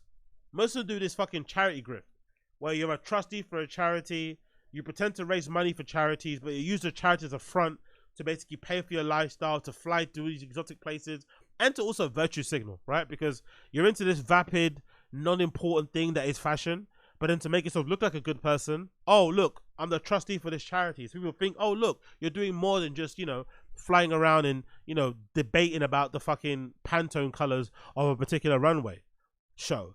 But clearly, with the lack of coverage this story is getting, it would lead me to believe that a lot of people involved in fashion are also running the same grift, also running the same scam.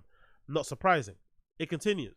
It found that over a 5-year period from 2016, Fashion for Relief raised just under 4.8 million in a series of fashion shows, but paid only 389,000 in grants to partner charities once the cost of the events and other expenses were accounted for. So there's over 2 million basically unaccounted for.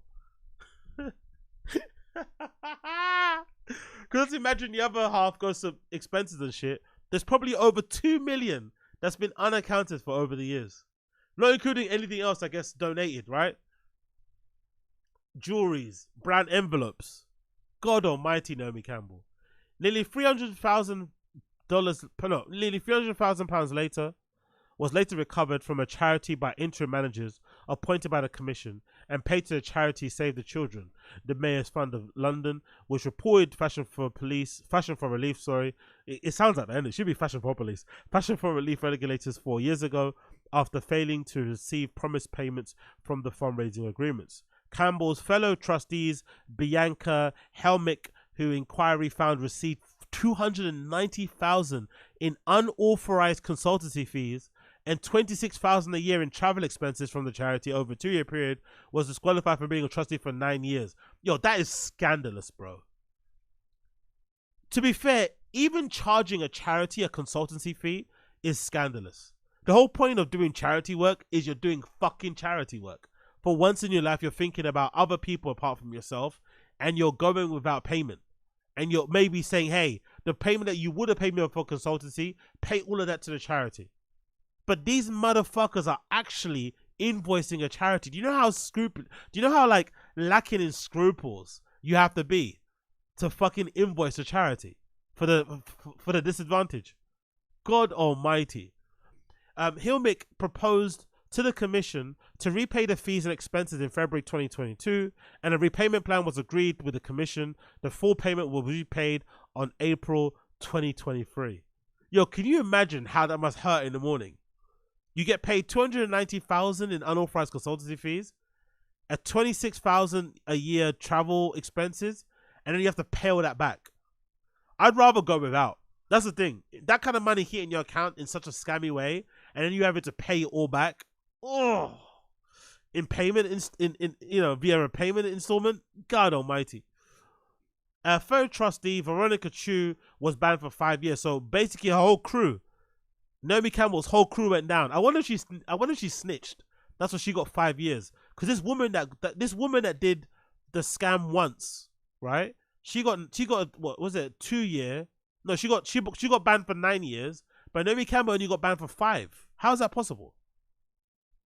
She might have snitched, didn't it? I think Auntie Naomi Campbell must have snitched. See, yeah, the supermodel was disqualified after the charity for 5 years after the charity committed but her codees got 9 years. So Naomi Campbell must have snitched.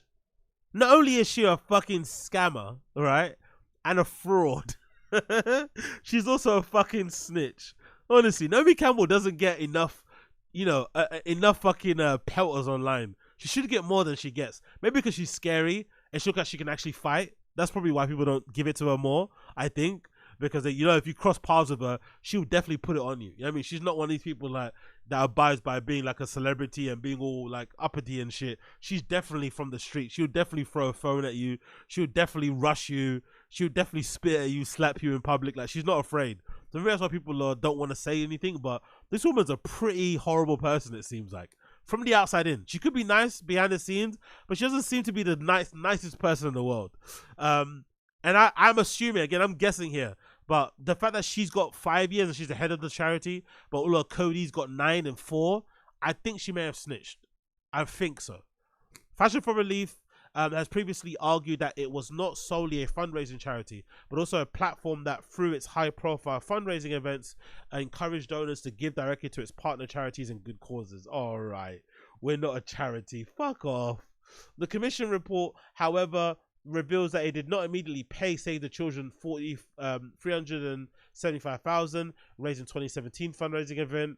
Fashion for Relief paid some of its funds, and the remaining money it owed, $147,000, was eventually paid by the Fashion Relief interim managers in January 2023.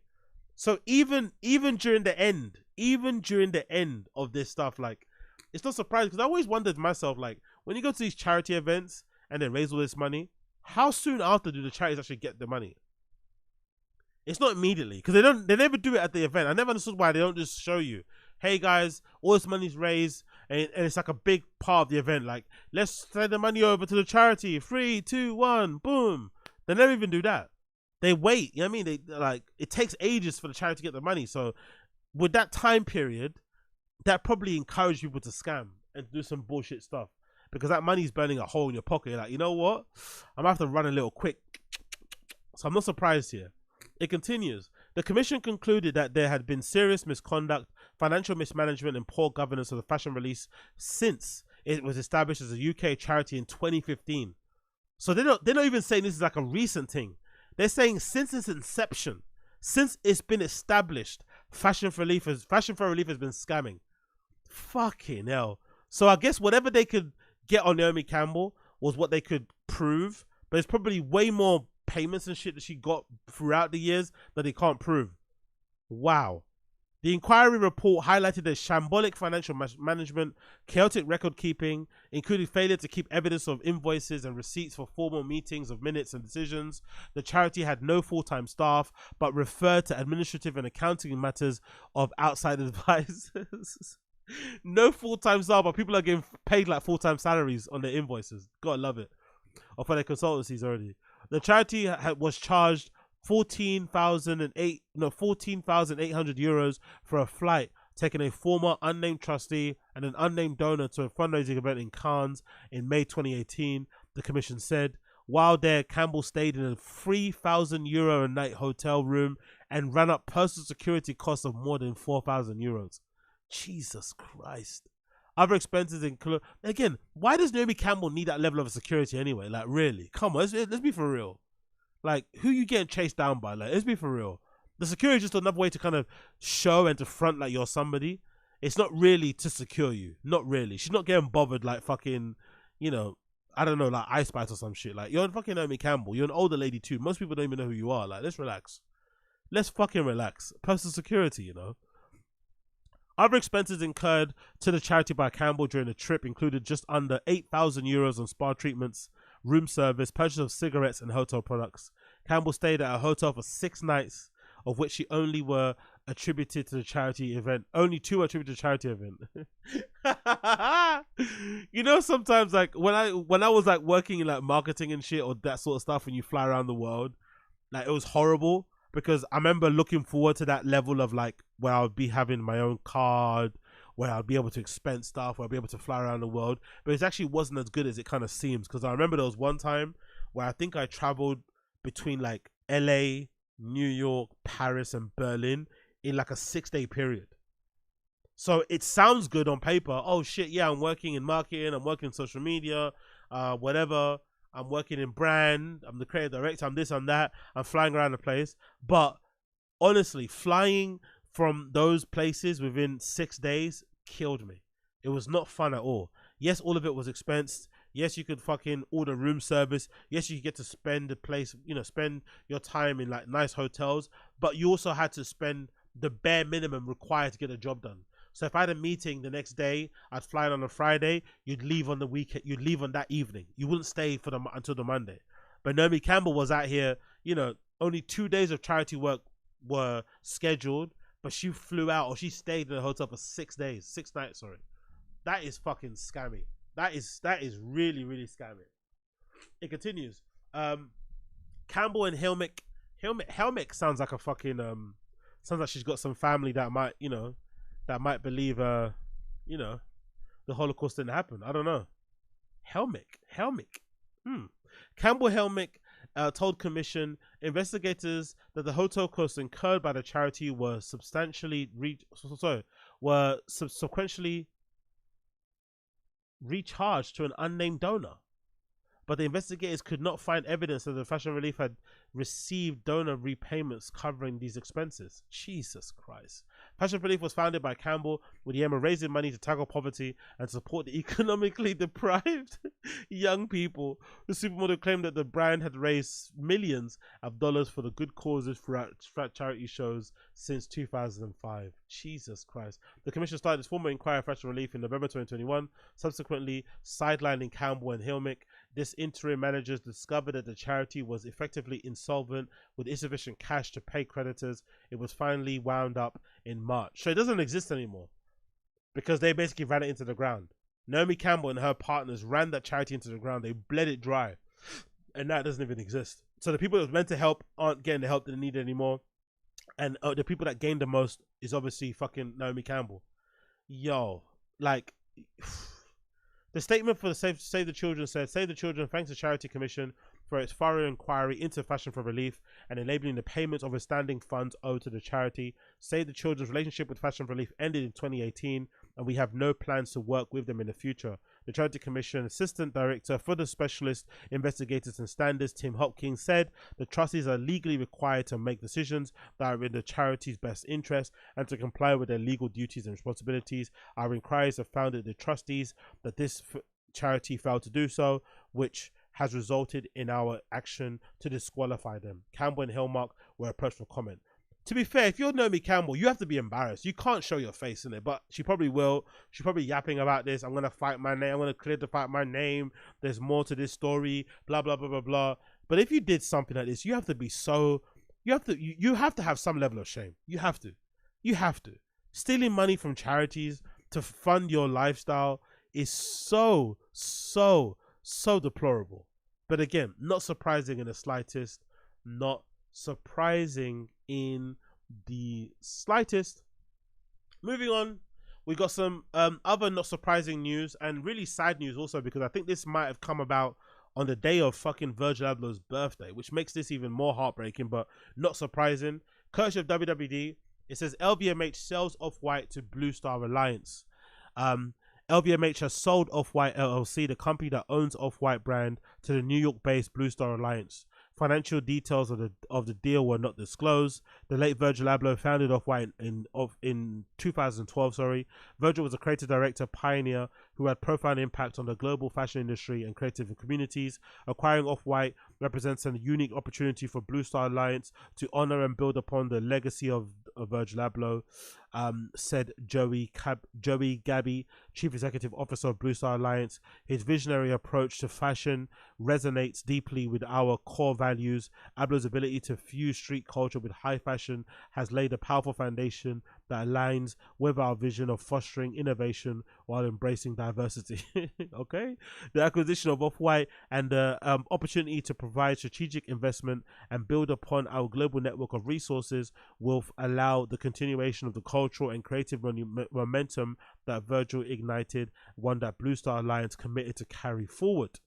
Bluestar Alliance, founded by Gabby and Ralph Jindy in 2006, owns and manages markets and portfolios of consumer brands ranging from Hurley, Scotch and Soda, Bebe, Eli Tarry, Kenzie, Justice, Catherine, Malandinado, Nanette, was that Nanette Lepore, English Laundry, Bookstore, Joe Vass, and Limited 2. God almighty, man, just end it already. Virgil's legacy does not need to be tainted anymore by having his name associated with these brands. Scotch and Soda, Hurley, Kenzie, Ellie Tarry, Justice, Catherine Malandrino. Who the fuck are these people? What are these brands? Just end it already, man. Fucking hell. In a statement issued by LVMH Monday evening, the group said that it was proud of the legacy that Off-White had built under Virgil Abloh's visionary leadership. Bluestar Alliance is the perfect partner to carry the legacy forward. Bluestar Alliance shares our commitment to respect creative integrity, and we are confident that under the stewardship, Off-White will continue to innovate while representing the spirit and values of the brand. I'm sure the deal didn't happen on Virgil's. I'm sure they didn't mean to announce the sale of Off-White to Bluestar Alliance on his birthday. But the fact that it was announced on his birthday is so disgusting. It's so tasteless. It's so like, but it's right on brand when it comes to corporations and business stuff. Like there is no feelings, there is no emotions, there is no care in the world. But I feel like the fact that it was announced on his birthday was kind of tasteless and kind of disgusting. But again, not too surprised. I was surprised that it existed in its current inception under LVMH for this long. I felt like the appointment of that what's his name, Ibn Kamara, although he's a great stylist, a great image maker, you could say, and although he did some great work with Virgil towards the end of his time, before his passing, I didn't feel like as a designer he offered anything great. To be fair, he didn't really do much for me to make it Off-White even seemed to be that much appealing. To be fair, I think it was pretty terrible, some of the stuff that he done, which is really funny because I feel like as a stylist he's world class. I feel like some of the work that he does as a stylist, you can really see it, kind of striking. It kind of communicates a lot, whatever else it may be. But I feel like as a designer he kind of felt quite short, and I was quite surprised at his appointment in the first place. Maybe because he worked closely with Virgil towards the end of his time, before his passing. Maybe LVMH kind of felt like getting him involved might have been a good way to kind of continue on his legacy, because maybe he had some of the last conversations with a guy design wise that might help it go forward. But I feel like if anything, if they did want to give LVMH a chance of surviving under if there was a chance of Off-White surviving under LVMH, the best way would have been to kind of just go out and hire a creative director externally and kind of hope that they could kind of come in and maybe give the brand a bit of an uplift and kind of restart and kind of push a new direction and not try and do their own version of what Virgil did. I feel like just trying to take the Off-White name and just go in a different direction underneath it and just try and do your own thing, that probably would have been the best way to kind of do what they did there. Kind of like what Glenn Martins did with kind of Y Project, just kind of come in and kind of treat it like your own brand and do your own thing. But that didn't happen. So not surprised to see it kind of go the way it kind of went. But I think much like I am with how do you pronounce that word? I think it's posthumous, right? Or posthumous. My same thought when it comes to like musicians who pass away and they release music after their passing. I feel like once a designer has passed, I feel like when it comes to their namesake brand, it should just shut down. I don't think there should be a reason to continue somebody's namesake brand, especially a brand like Off-White, without the Virgil being around. The main reason why Off-White existed, the main reason why people cared about Off-White, the main reason why Off-White was what it was to the culture, the reason why it mattered, the reason why it was all because of Virgil. That story of him kind of founding Off-White and it kind of leading to him eventually getting the job with Louis Vuitton was essentially, you know, everybody's sort of like motivation for maybe even getting into fashion or to kind of maybe continue what they were doing. It kind of gave maybe a lot of people motivation, inspiration, but a lot of the energy, a lot of the fucking power, a lot of the fucking great work was mostly because of Virgil. And without the guy being around, it's kind of unnecessary to have the brand still exist and to kind of be watered down and turned into crap that it is now at the moment. It just doesn't make any sense. It doesn't really occupy the cultural zeitgeist anymore as it once did. It doesn't really resonate online as it once did. I feel like even Virgil, the way he used to share the kind of, you know, inner workings of how he was working on his brand and the behind the scenes things, all of that kind of added to the allure of the brand. And without him, it's just, there's no need for it to exist. So, you know, it's probably not likely because a lot of these brands generate a lot of money. They hire a lot of people. But I would think it would probably be a far better way to kind of honor the legacy of Virgil to just shutter the brand after a while. Maybe after 2 years or so, have kind of a grace period. But to continue keep, you know, kind of putting this brand around and hiring different creative directors to try and give it a little new lease of life, it just seems to be doing more of a disservice to the guy's legacy than anything else going forward personally. So again, not surprising to see that LVMH has sold it on. Most likely the sales have dipped. Most likely a lot of retailers have probably decided not to buy the seasons you know, that we've currently seen under Ib Kamara that have been very, very, very underwhelming. And yeah, most likely it's just not occupying the, you know, the mind as much as it was when Virgil was around. So what's the point of it really existing? Really, it doesn't really make much sense, to be honest. But RIP to Virgil, same way. It would have been his birthday, I think, last year. I think yesterday actually, or maybe the day before that. So RIP to Virgil. Long live him, and thoughts and feelings out to his family and shit. But I'm not surprised to see that they have decided to pull the plug on this particular brand and sell it to someone else. And you know, it's just going to be lost in this kind of like sea of absolute horrendous, mediocre, run-of-the-mill shit like Scotch and soda. You know, like Off-White deserves way more than that to be placed alongside Scotch and soda. But hey, it kind of is what it is. It kind of is what it is. So RIP Off-White, sold to Bluestar Alliance. LVMH has washed their hands of Off-White. LVMH has washed their hands of Off-White. Continuing on, I want to give you guys a quick update regarding the John Summit thing. So I think I spoke about this previously.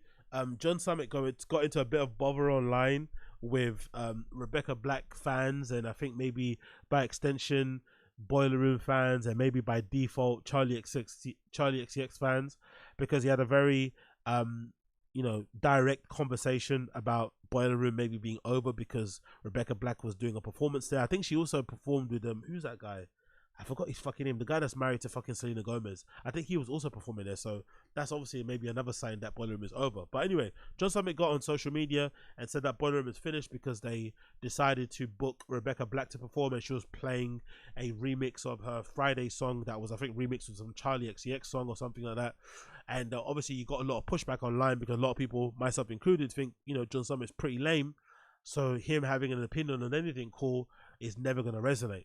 But he did actually reply to some of the controversy, some of the pushback he got online about it via an episode of How Long Gone, episode number 696. He replies to some of the backlash he got regarding his comment of Rebecca Black being on Boiler Room. And I'm not going to lie, John Summit's response has made me like him now. I was never the biggest John Summit fan, but I have to be honest, now hearing his reply and hearing how self-aware he is, I actually like the guy now. So this is John Summit replying back to some of the, you know, criticism he got regarding Rebecca Black being on Boiler Room. You gonna play? Album name, you know, that's okay. That's a different are all those conversation. old videos still up, or did the team make you take them down? No, I don't even think the team knows about them. So I think this is pretty confidential. But I think there's only a few videos on it. You're like, they're gonna have to come down now, asshole. So that's the bottom line. Yeah, did you say different words maybe 10 years ago than you do now? Maybe we'll take those down. Who knows? I hope not. we do too. We do too. Okay. I noticed now. I mean, so like you grew up Midwestern, college, accountant, did the whole thing. Now your life is very different, obviously. you have kind of a whole new style and outfits. Do you do all of your own wardrobe, or do you have a stylist who's giving you these baggy pants and stuff?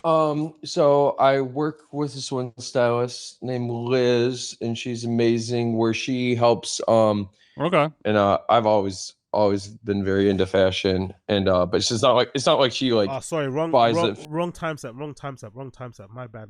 I think it's around 2250. Should be around here.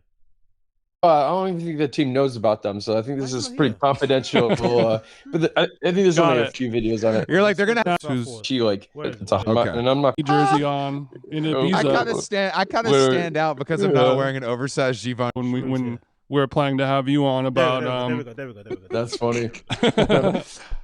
I wanted to talk about Boiler Room. You had a little boily time on Twitter in the last few days, and we talked about it on the podcast a couple of days ago when we were planning to have you on about. So Rebecca Black, who sings Friday, she did a Boiler Room set, and you sort of said, is this the end of Boiler Room? Yeah, which sparked some controversy, or maybe you didn't exactly say those words. No, I said Boiler Room is dead. And No, I did. I was actually more direct than that. Yeah, I think that's and like I really pissed people off, and I'm like confused like why they're so mad. I didn't realize that she had like a legit like army stan of a fan base. Honestly, I got a little humbled there because then I went in her discography and didn't realize how big she was in the hyperpop scene and what she's been doing. But Becca got slaps is what you learned. Yeah, exactly. But what I meant though is that like in my head, what a Boiler Room kind of event style is like kind of like a more Berghain, like underground ravey, like phones down, everyone in the moment raving, and then I open up Twitter and I watch this video and I hear Friday, gotta get, and I'm like, what the fuck kind of rave is this?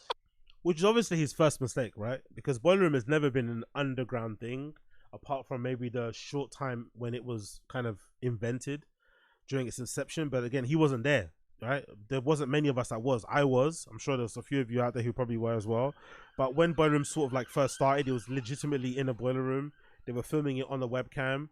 And it was, I think it might have been the old like peanut factory in like, what would you call that place? I think you'd call it like, is that Homerton? I'm not sure if it's Homerton or if that's like a Haggerson area, but whatever that area is, that you know what I'm talking about, the peanut factory in Hackney. That was where most of the earlier boiler rooms were. So that was maybe the only time it was kind of underground when that sort of time happened. But the moment they started to collaborate and sort of have brand partners like Ray-Ban and this liquor company and this fucking energy drink company, the underground aspects of boiler room kind of disappeared. If anything, maybe the optics and the sort of like presentation of it maybe lend itself to the underground thing, because they usually have them in these kind of like really huge warehousey type of places or whatever, open spaces. But I don't think the actual operation of itself has been underground. Maybe for many a year, maybe for more than a decade, it's not been underground. It's just never been the case. And so yeah, so I immediately talk shit, and then of course they talk shit right back at me, and you know, like, and I'm a shit talker, and I can take it as much as I can dish it. So good.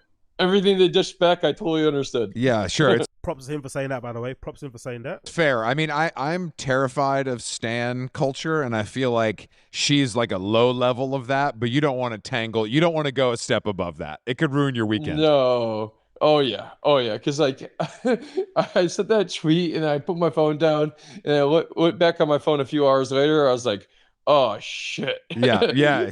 Sure, this took a turn. You got blacked. Yeah. Okay, well, some of the I was reading through the comments, and a lot of people were saying, you know, this is something that people might agree with you on, that it, you know, and I agree with you.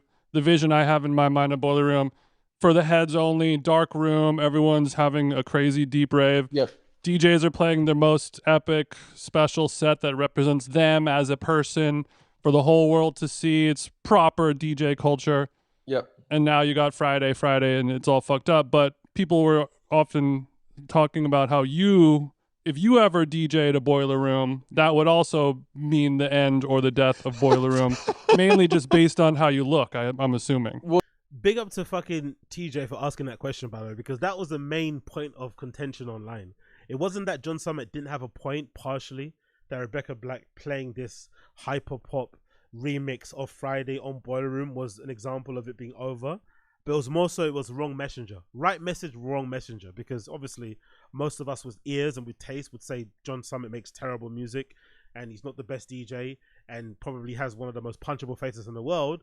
But one of the best things about him, and something that really separates him from his peers, is the way he answers this question, because it shows a level of self-awareness and a level of humility that most people who are less famous than him don't even have. Because he objectively doesn't make good music. I don't think so. But he's still super popular and very, you know, well off and well loved by his fans. So he can let his nuts hang. He can afford to be a bit of a cunt, but he's not. And he's self-aware enough to say this as a reply. This is why I like the guy. Well, yeah, so I was never insinuating that I'm playing a Boiler Room either, because I have no intention of playing a Boiler Room. Sure. So like, that's not your shit either. You're good. Yeah, I like to attend those things. I'm a huge fan of underground rave culture, and that's where I started from. That's where I came from, and then like I am not an idiot. I know my music is commercial. It's mainstream. I have a Vegas residency. You know, I'm not like, yeah. You don't have to find me in some sketchy alley to find a John Summit show. But sure, I'm still a fan of that scene and culture. You know, so it's I guess I need to create like a fake. So again, that's why I like the guy. That's why I like the guy. That ability to say, look, I understand I'm the wrong messenger, but my message still stands. I'm still standing 10 toes down on what I said.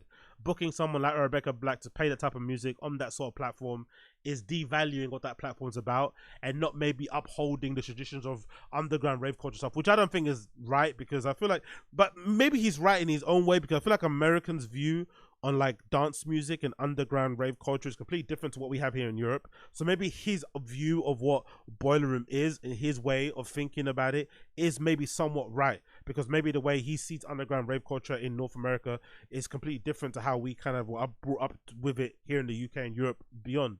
But I would definitely say, you know, without, you know, cutting any corners, that most likely most people in Europe wouldn't really see Boiler Room as a representation of underground rave culture. If anything, Boiler Room is maybe a platform that gets you closer to the mainstream. It might now it's fully mainstream, but I feel like in the past it was one of those kind of stepping stones you need to get on in order for you to become a mainstream act. Maybe for you to come to get like big bookings, because there's no, you know, there's many stories out there. I think Jada G is one of the biggest ones, where her set on Boiler Room was one of the reasons why she became like a global fucking DJ and shit. It's a great platform to kind of, you know, showcase your skills out there to the world. So to see it or to view it or judge it as an underground thing is really dumb, especially when you consider it's been sold. I think it got sold to Dice or something for millions. They have brand partnerships coming all out the world. They have offices all around the world. They have activations and events all around the world. Like, I think that kind of, you know, disqualifies you from being underground. But I still understand where he's coming from. If anything, I feel like Boiler Room is doing a really good job now of maybe balancing the two, of doing a good job of kind of like platforming and showcasing quote unquote underground people and underground collectives and shit and place them up on the platform, and also giving the ability of like really big names to get on their platform too. And maybe it's the clarity, because I would hope that now the pay's been sorted out, because I feel like that was some of the main reason why a lot of people were having a lot of bad feelings, a lot of bad things to say about Boiler Room, because of the lack of pay. Because I think earlier on people kind of found out that they were getting loads of like government subsidies, government grants and shit, but a lot of the DJs that are playing on there were never getting paid. I personally think there needs to be a platform in the arts, especially a platform like a Boiler Room, where pay is not the be-all and end-all. There has to be platforms that exist that are just for the love. And I feel like if you want a platform like Boiler Room to exist, but you don't want it to be so heavily reliant on brands and sponsorships and shit and whatever, and horrible, or maybe sponsors and partners that you maybe don't agree with morally, politically and shit, you have to be able to support these platforms and give them the ability, give them the option not to pay DJs, because not everything should be a payment. there should be some platforms that you do, or some things that you do as an artist just for the love, just for the quote unquote aspect of giving back. But Boiler Room probably never stated that, and maybe they were making way too much money in the beginning, and they really went out their way not to pay people, just to kind of not to pay people. But I feel like maybe nowadays it's been probably cleared up because of the changed owners and shit. Maybe they've kind of cleared it up and got it correct, and now it's like, okay, we pay people, here's what we pay, here's our set rate, and they can kind of go forward that way and make it kind of easy, because then that then allows them to kind of go forward and maybe have a bit more of an interesting booking policy and shit, and become a little bit more kind of well-rounded in that regard. But I feel like they've done a really good job, and of course they've kind of capitalized as well now on the fact that platforms like Whore and stuff have kind of fallen by the wayside. I feel like they've definitely benefited highly from that. Now Whore have kind of suffered from, you know, being cancelled because of the whole like Israel-Gaza thing going on, and people finding out that they may be, you know, a little bit more sympathetic to the Israel government than they would like. Has kind of affected Whore negatively, and now I think Boiler Room is the last platform standing basically in terms of DJ live streams, and people are now kind of, you know, drawing to them a little bit more. But I don't think Rebecca Black is the end of Boiler Room. I feel like if you're not a fan of Boiler Room, you're not going to be a fan of Boiler Room for years prior to Rebecca Black. I don't think she's the reason why you're not listening to it anymore. You probably got way more other reasons to not listen to them anymore. But you know, it kind of is what it is. But big up John Summit anyway for being self-aware, and big up John Summit for having a good sense of humor, and for understanding why some people like myself didn't really take what he said about Boiler Room seriously, or kind of looked at him or kind of judged him for what he said based on how he represents as an artist. And he was able to see past that and understand it, but still stand 10 toes down his opinion and say, hey, I know I'm not the right person to say this, but I'm still going to say this. So big up John Summit, big up John Summit. Impossible to hate, impossible to hate. Move on. Let's get some other topics. Continuing. Oh, this is the Off-White thing, isn't it? Cool. So continuing on from the Off-White thing, this is courtesy of Stay Grounded TV. So be up Stay Grounded TV. Caption says here, JoeFreshGoods reacts to LVMH selling Off-White and suggests that the rotate creative directors to help keep Virgil's name alive. His tweet says the following: big up JoeFreshGoods. Man, give that shit to me for a season. Swap out different creative directors yearly. Time is ticking, and there's a ton of designers around the world that would love to keep V's name alive through it. That's true. Has he got a New Balance ring? That's funny. That is true. Maybe if they decided to make Off-White like an incubator for like minority voices or minority designers, and basically said, hey, this is going to be a black creative led brand only, that might actually be a good idea. And you just have it rotate every 4 years or something. Every 4 years you have it rotate, or maybe every 2. Let's do every 4, and you have some of the best creative directors be able to have a chance to sort of like, you know, lead create Off-White and be able to present what they want to present, whether it's during Paris, New York, wherever fashion week they want to do. And then you have this incredible archive, incredible sort of like, you know, list of artists who've done it over the years and different works that they produced during their tenure. That might actually be a good idea. That might actually be a really good idea. Apart from just ending it now and deciding to kind of just, you know, do with it as you may, and kind of letting his legacy kind of speak for itself. That might actually be a good way to kind of keep his name, because that's something that he would have done. That is something that you could have imagined Virgil doing if he was alive. If he was alive and he was getting really inundated and too busy with work with Louis Vuitton and his other collaborations, you could have seen a future where he kind of treated Off-White as an incubator for other designers to get their shit off.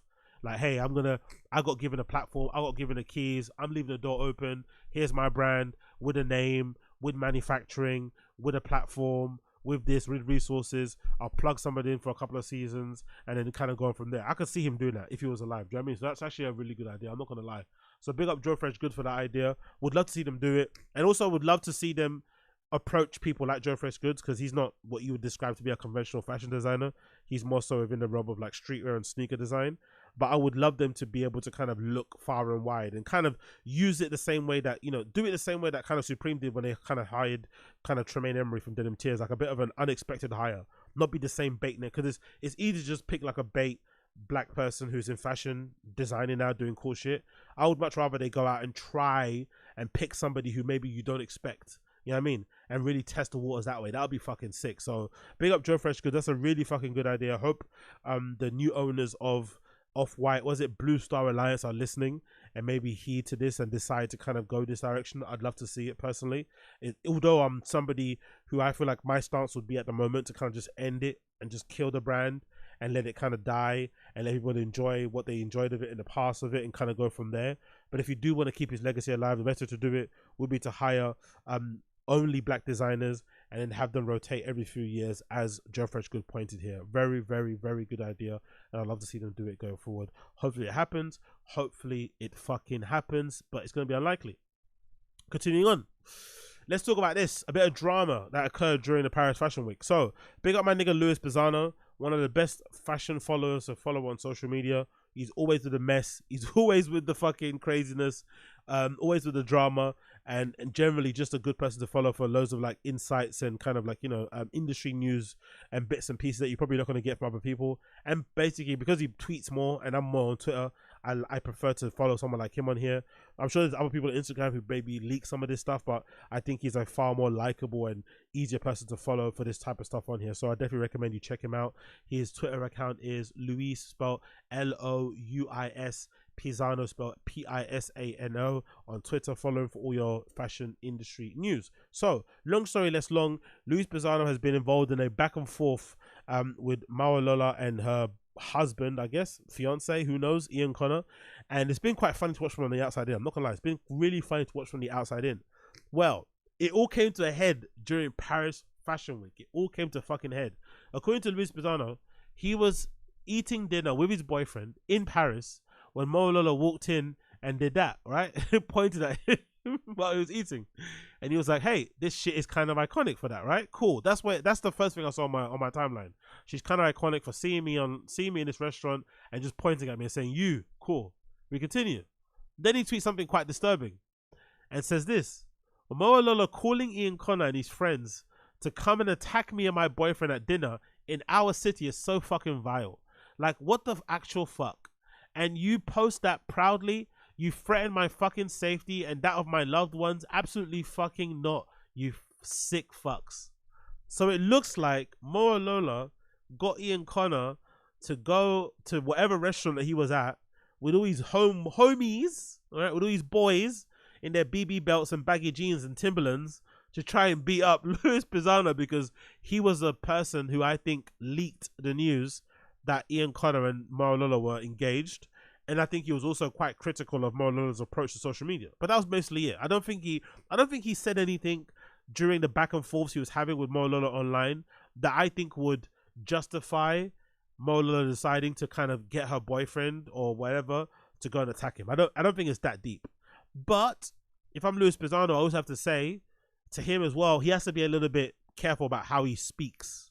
Because he was speaking with a lot of bass in his voice about certain things. He was maybe being a bit mocky and maybe being a bit funny and whatever.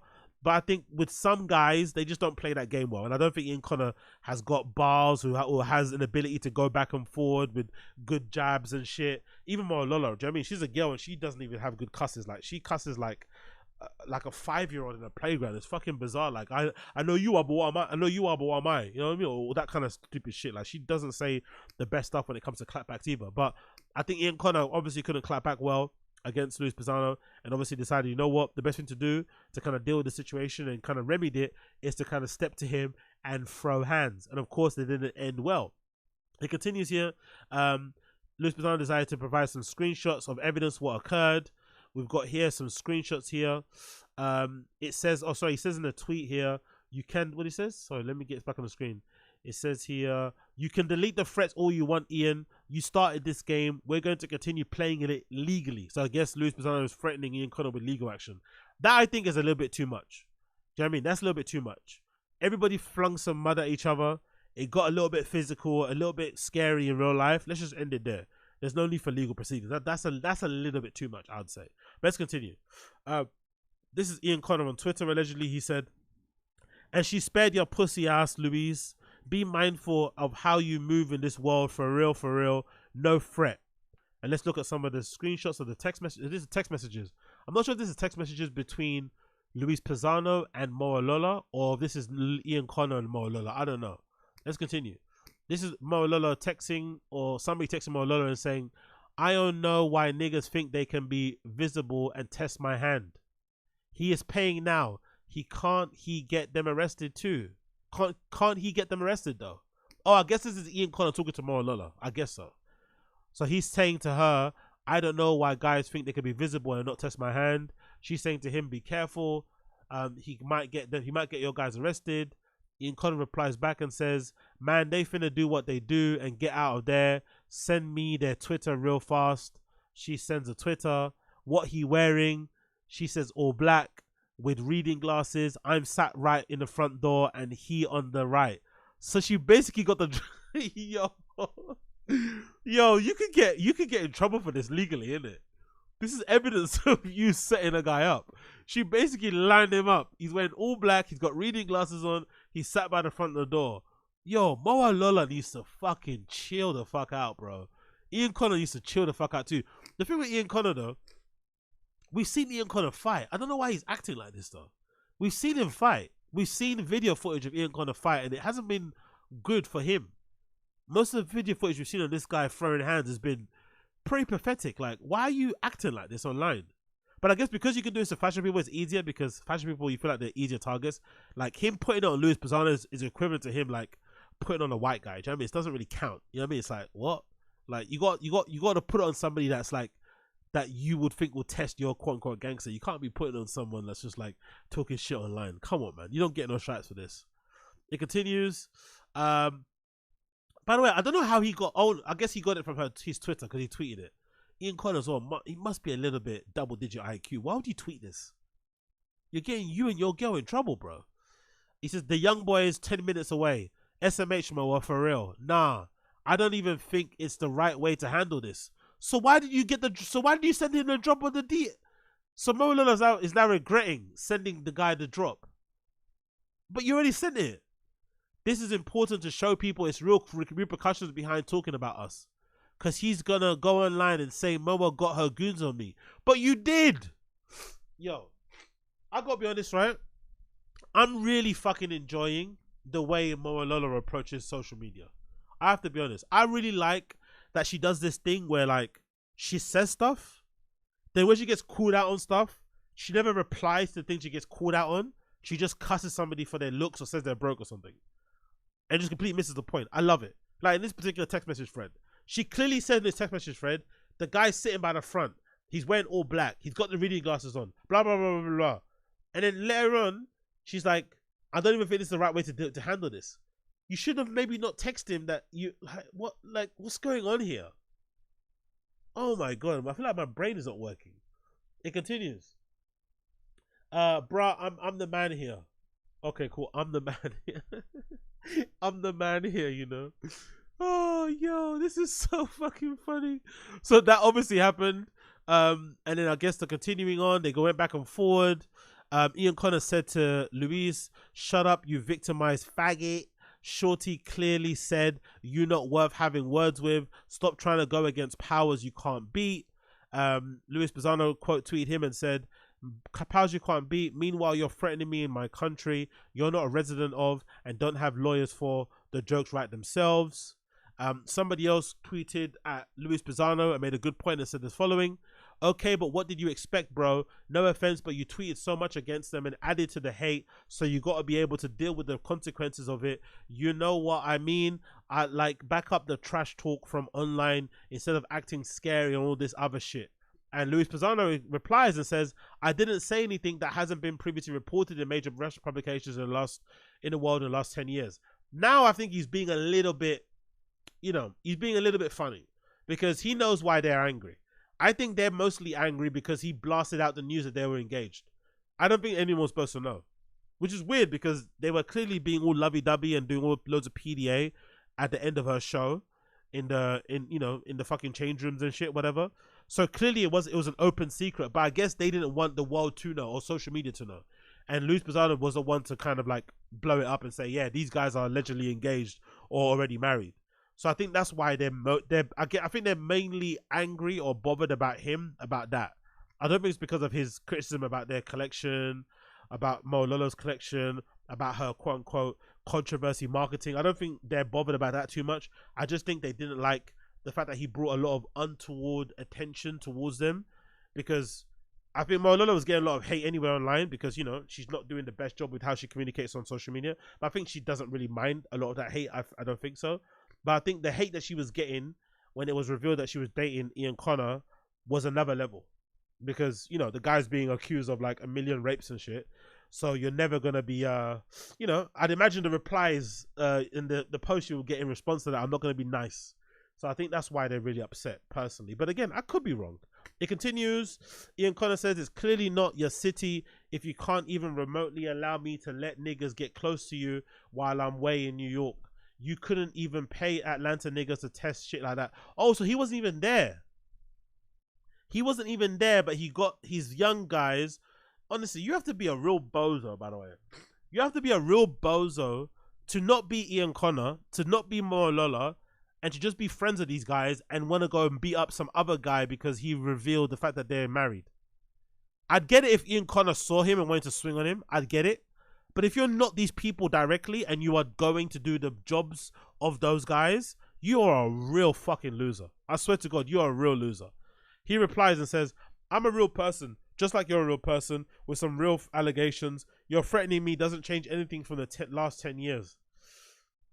Again, I don't mind this talk from Louis Pisano, but it's hard to talk this heavy and with this type of bass in your voice when you are running to the internet scared because they stepped you in public. I understand he doesn't want to fight. I get it. Who does want to fight?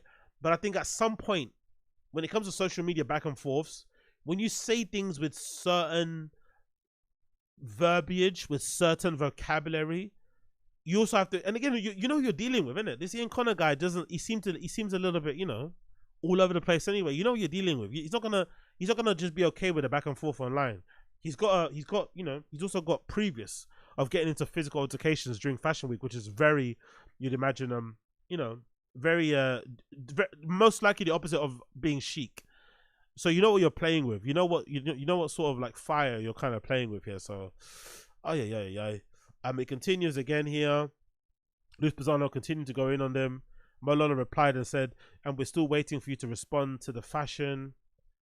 Let's see here. Let's see his tweet before I continue. Bear with me a second here. Or did she delete it? Did she delete it? Let's see if it deleted it. Bear with me a second before it loads. Bada bing, bada boom. Can we see it? And she still something about responding to the fashions. Let's see if it loads here. Yeah. And she said, and we're still waiting for you to respond to the fashions. I thought that was your job, but you're actually Wendy Jr. So own it. Dirty Pop, a legend, and you're a loser. So again, I think this goes back to what I said. I think most of their problem was because Louis exposed or revealed that they were engaged or married. I don't think anyone was meant to know. I don't know if that's like, is that private information? Because he didn't reveal any like court documents and shit. He just revealed the fact that they were dating because no one knew. I don't think anyone knew outside of people maybe that are maybe plugged in more in fashion. Maybe if you went to a show, you probably would have seen them together. But I don't think anyone on social media even knew they were. I didn't even know they even spoke personally. And then obviously as soon as he revealed that, Ian and Mowalola both started posting each other more on their timeline. But I don't think I saw many posts of them two on each other's timeline before he revealed what he revealed. So maybe they have a right to be upset, maybe. But is it enough to want to beat somebody up at a restaurant during Fashion Week? I don't think so. I think that's very, very excessive and very over the top and very unnecessary, personally. But again, I could be wrong. I could be fucking wrong. Either way, it's all fucking redacted. It's all really, really dumb and very unfortunate, all of it. And I wish it didn't really happen. But, you know, we are kind of where we're at. We are where we're at. And I think this also kind of speaks to this tweet or this post I saw of courtesy of Stay Grounded regarding Mowalola, where they're basically saying that she's now engaging in controversy marketing. And she decided to tweet this following thing and said, y'all just hate to see black people be so free. And I don't know, man. There's something a bit weird about this girl. I don't know what it is. I don't know if it's like because she's just not that smart. I don't know if it's because this is her type of sense of humor. There's something weird about her. I don't know what's going on. Because I kind of enjoy that she's doing this. She's kind of being a bit of a troll. She's kind of being a bit of a heel. She's kind of just, you know, doing what she's doing on social because it's helping her brand in some ways. Keeping her name about, you know, people are talking about it. It's causing a thing, whatever it may be. But when she speaks directly, it kind of, I don't know. it kind of sounds like she's a little bit dumb.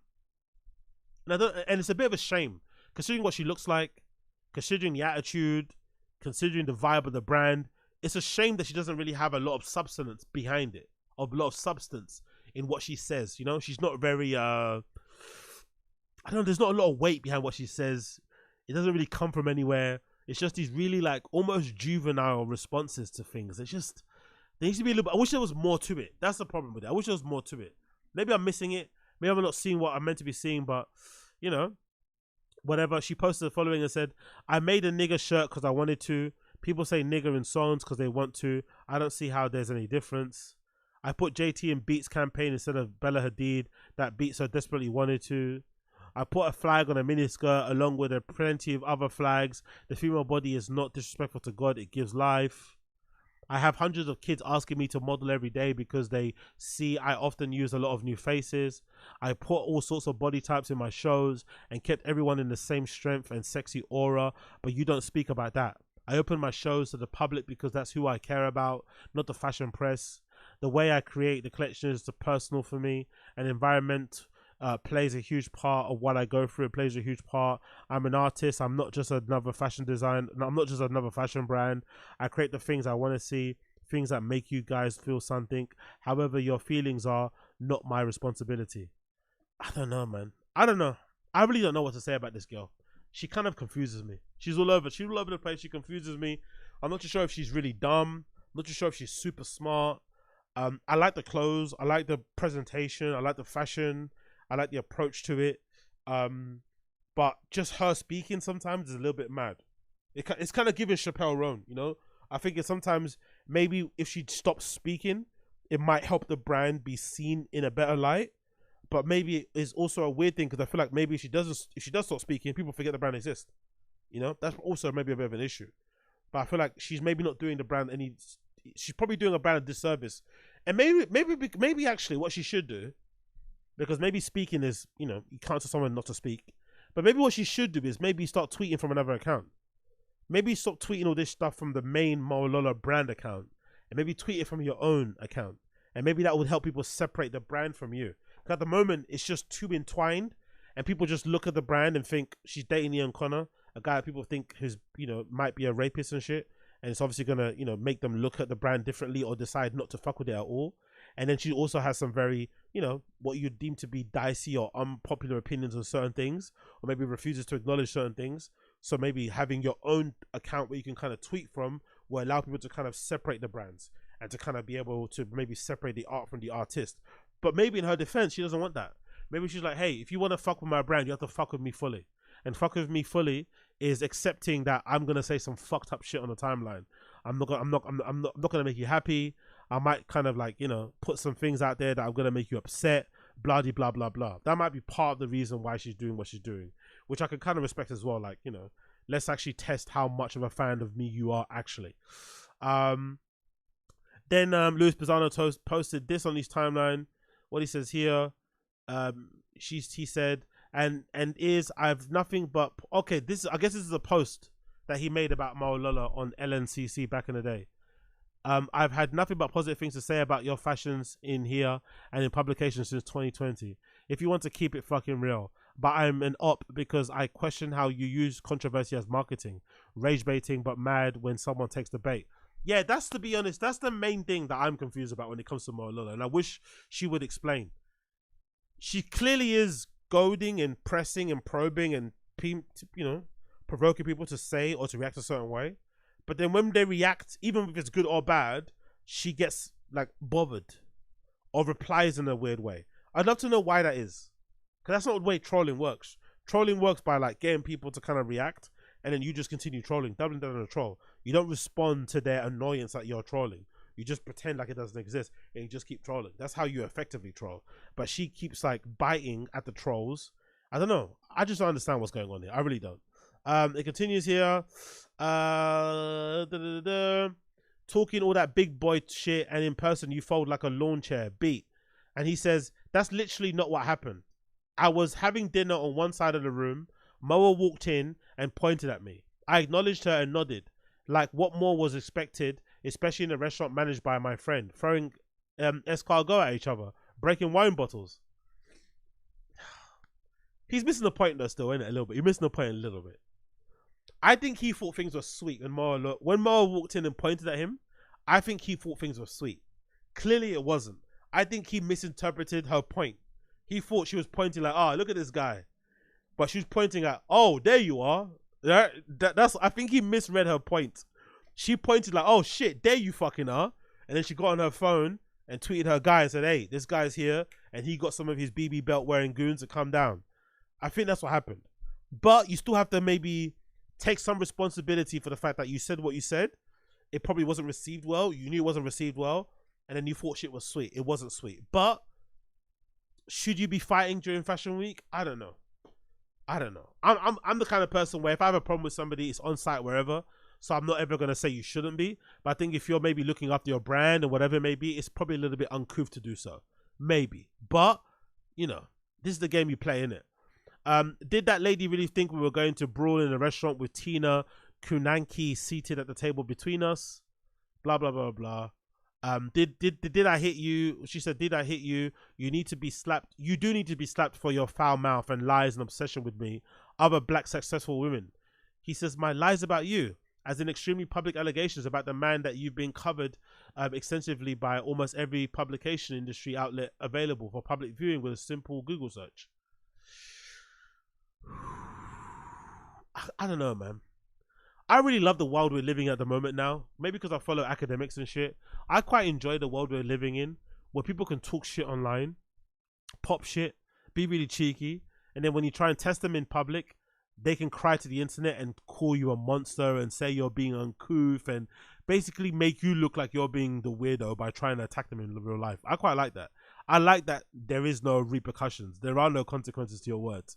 You can kind of just say stuff like how I am and just be immune from ever crossing paths with these people in real life as long as you don't go outside. You can kind of just say the most wildest shit and people cannot do anything. I think that's its own form of a troll. I quite enjoy that troll. I quite enjoy it. But in terms of the Mowalola shit, it's annoying because it's like, bruh, like, let's not cut any, you know what I mean? Let's not cut any corners. Let's be real. You know who you're dating. You know the allegations. Again, I read some of the allegations. I read the article. I don't know what to make of it. It could be real, it could be false. Who fucking knows? But you know the world we're living at the moment. You're basically, you know, guilty until proven innocent when it comes to crimes regarding sexual assault and rape and shit. It's just the way it is. So you know when you date a guy like that, what it's gonna do. Because at one point he was at the top of the world in fashion and he got kicked out in a way because of the allegations. Now, people still work with him silently in the background, I know, but he got kicked out in a big way because of the allegations. So you know if you do decide to date the guy, even if you're in love, what he's going to do to you and your brand and reputation online, you know what it's going to do. You know. Now, whether or not you care is another thing, but you can't pretend like it's not an issue.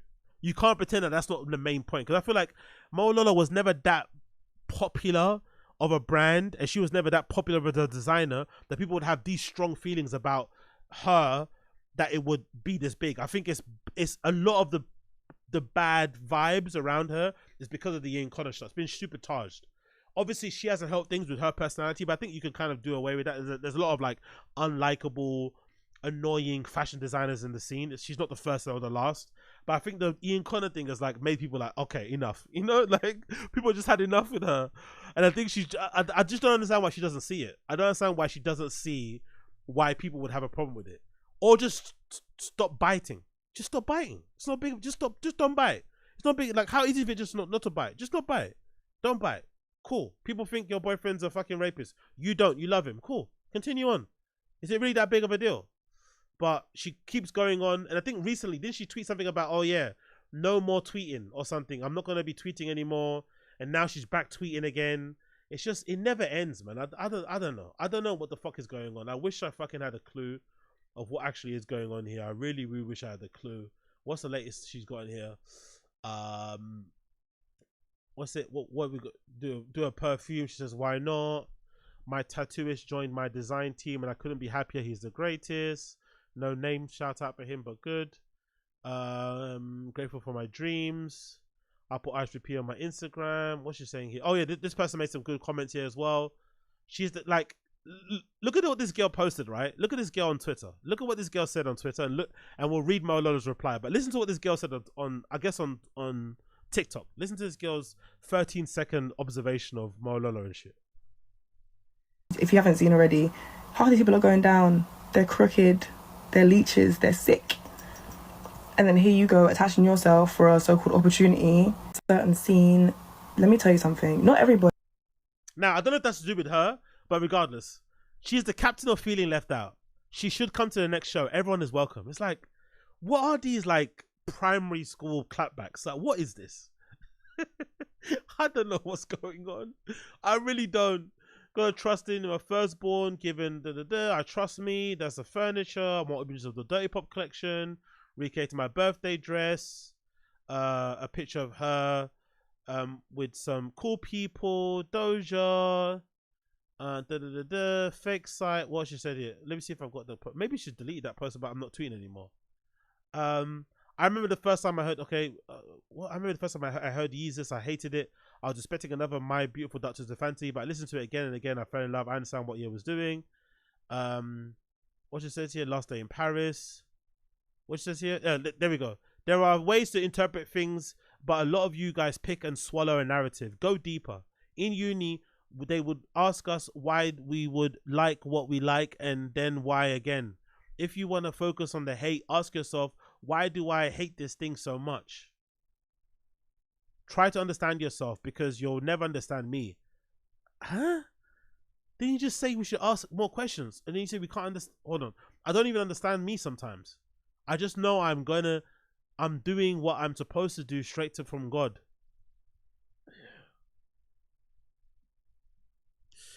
I don't know. Maybe my reading isn't the best, but I don't understand what she's saying here. I really don't. I have no idea. No idea. Maybe she just needs to separate her brand from herself and the tweets and shit. I don't know what's going on there. What's it? Let's say here. What's that? The public says they loved MJ, and how did the public show it? Allegations till after death. The community says nigger. The most, but when it's tied to someone you heavily judge and question their blackness, you feel guilty. That's another reason why people mad. They can't deny Mike was black, but they know it's hard to see him as a nigger.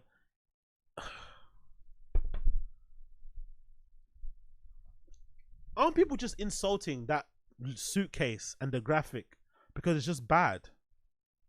Or are they saying, are they really getting into like the details of whether or not you should be calling MJ a nigger, or kind of breaking in that way? Aren't they just saying from the eye, it's just terrible to look at?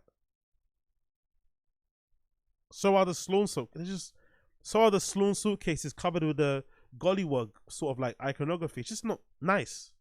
Just doesn't look good. I don't think it's anything more than that. But again, maybe I'm missing something. Maybe I'm not going deeper, as she says. Let's see here. Controversy marketing, we already said that. Having your own identity is something that you can actually have. What did this person say actually about her controversy marketing? I'm actually curious to see. What's the whole tweet? Jesus Christ. This person posted, what about Mowalola speaks of blackness? This whole treating Moa as a black canvas and projecting something meaningful, something deep, and something pensively black to her and her art is laughable. God almighty. And that's what prompted that whole entire tweet about she doesn't do controversial marketing. Okay, fair enough. We continue on to that one. Let's go into another tweet here. I make clothes like people like music. Bullshit is exactly what it is. Bullshit is unavoidable. Life is full of bullshit, but there is also so much beauty. My family is everything to me. My dad stays supporting me. Stay blessed. I think I'm gonna go live. I'll do a live screening of Dirty Pop show in London. Show after show. Let's go. Oh, yeah, I don't know, man. Mowalola tour though. Thank you to my fans. Did you hit it? Did I hit you? I don't know. I don't know what's going on. I really don't know what's going on. I wish I knew. I wish I knew what's going on. Yo, big up the stream chat. Big up Fashion Roman in the stream chat. What's going on, my guy? She says she comes across a bit slow, not gonna lie, but she does have good designs. Most of those people too. It's a fair game. Don't know why she wants acting like she gets loads of hate and doesn't dish out any. Yeah, I don't know. I think we're just being gaslit. I think everyone's being gaslit. We're all being, maybe we're gaslighting her, maybe she's gaslighting us. Everyone's being gaslit. It just feels like a gaslit fucking festival. Like every time I read her tweets, I get a bit of a headache. Like I'm not sure if I'm like, it's almost like I'm questioning my sanity. I'm like, hold on, didn't you say this? People are replying to that. It's like whatever. It is what it is. I guess in her world, in her ideal world, she would love to live in a world where you don't judge me for who I date. Don't judge me for what I design. Don't judge me for what I say. Don't judge me for what I do. Just either you enjoy myself or you don't, but don't have anything more to say about what I do. I think that's what she's currently trying to say a little bit. And if you do say something bad about what I do, you're just a hater, you're broke, you're not invited, you want to be in a group, you want to be me, you're jealous. Like, it just feels like that, which is fine. If that's the way you view things, any criticism is just a form of jealousy, fine. Obviously it isn't, but if that's how she sees it, let her run with it.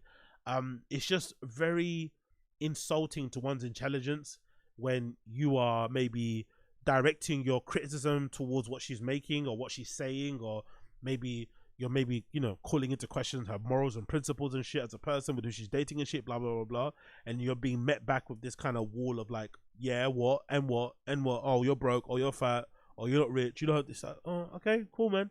I guess that's how you I guess that's one way to respond to criticism, I guess. Maybe, who fucking knows? Either way, Mowalola and Louis Pisano will probably not be on each other's Christmas cards list anytime soon. I guess not. I guess fucking not. Which is perfectly okay. I don't mind that in the slightest. I really fucking don't.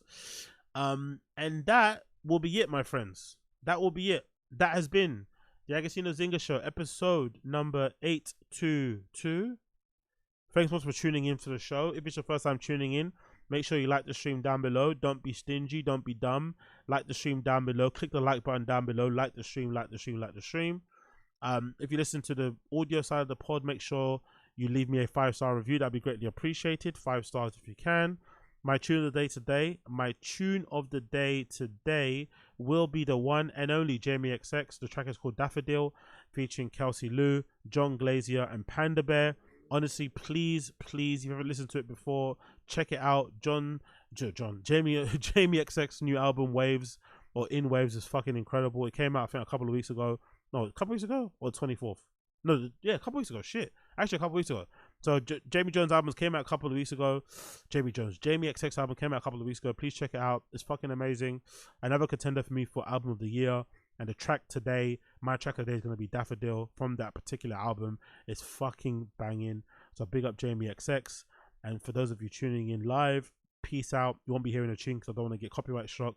But I'll see you guys again very, very soon. Take care, be safe. Random show happening later on tonight about 11. Random show about 11 tonight. So tune back in if you want to listen to the random show. But for now, the Agostino Zinga Show, we're out. We're off. Peace out. Take care, my friends. Peace.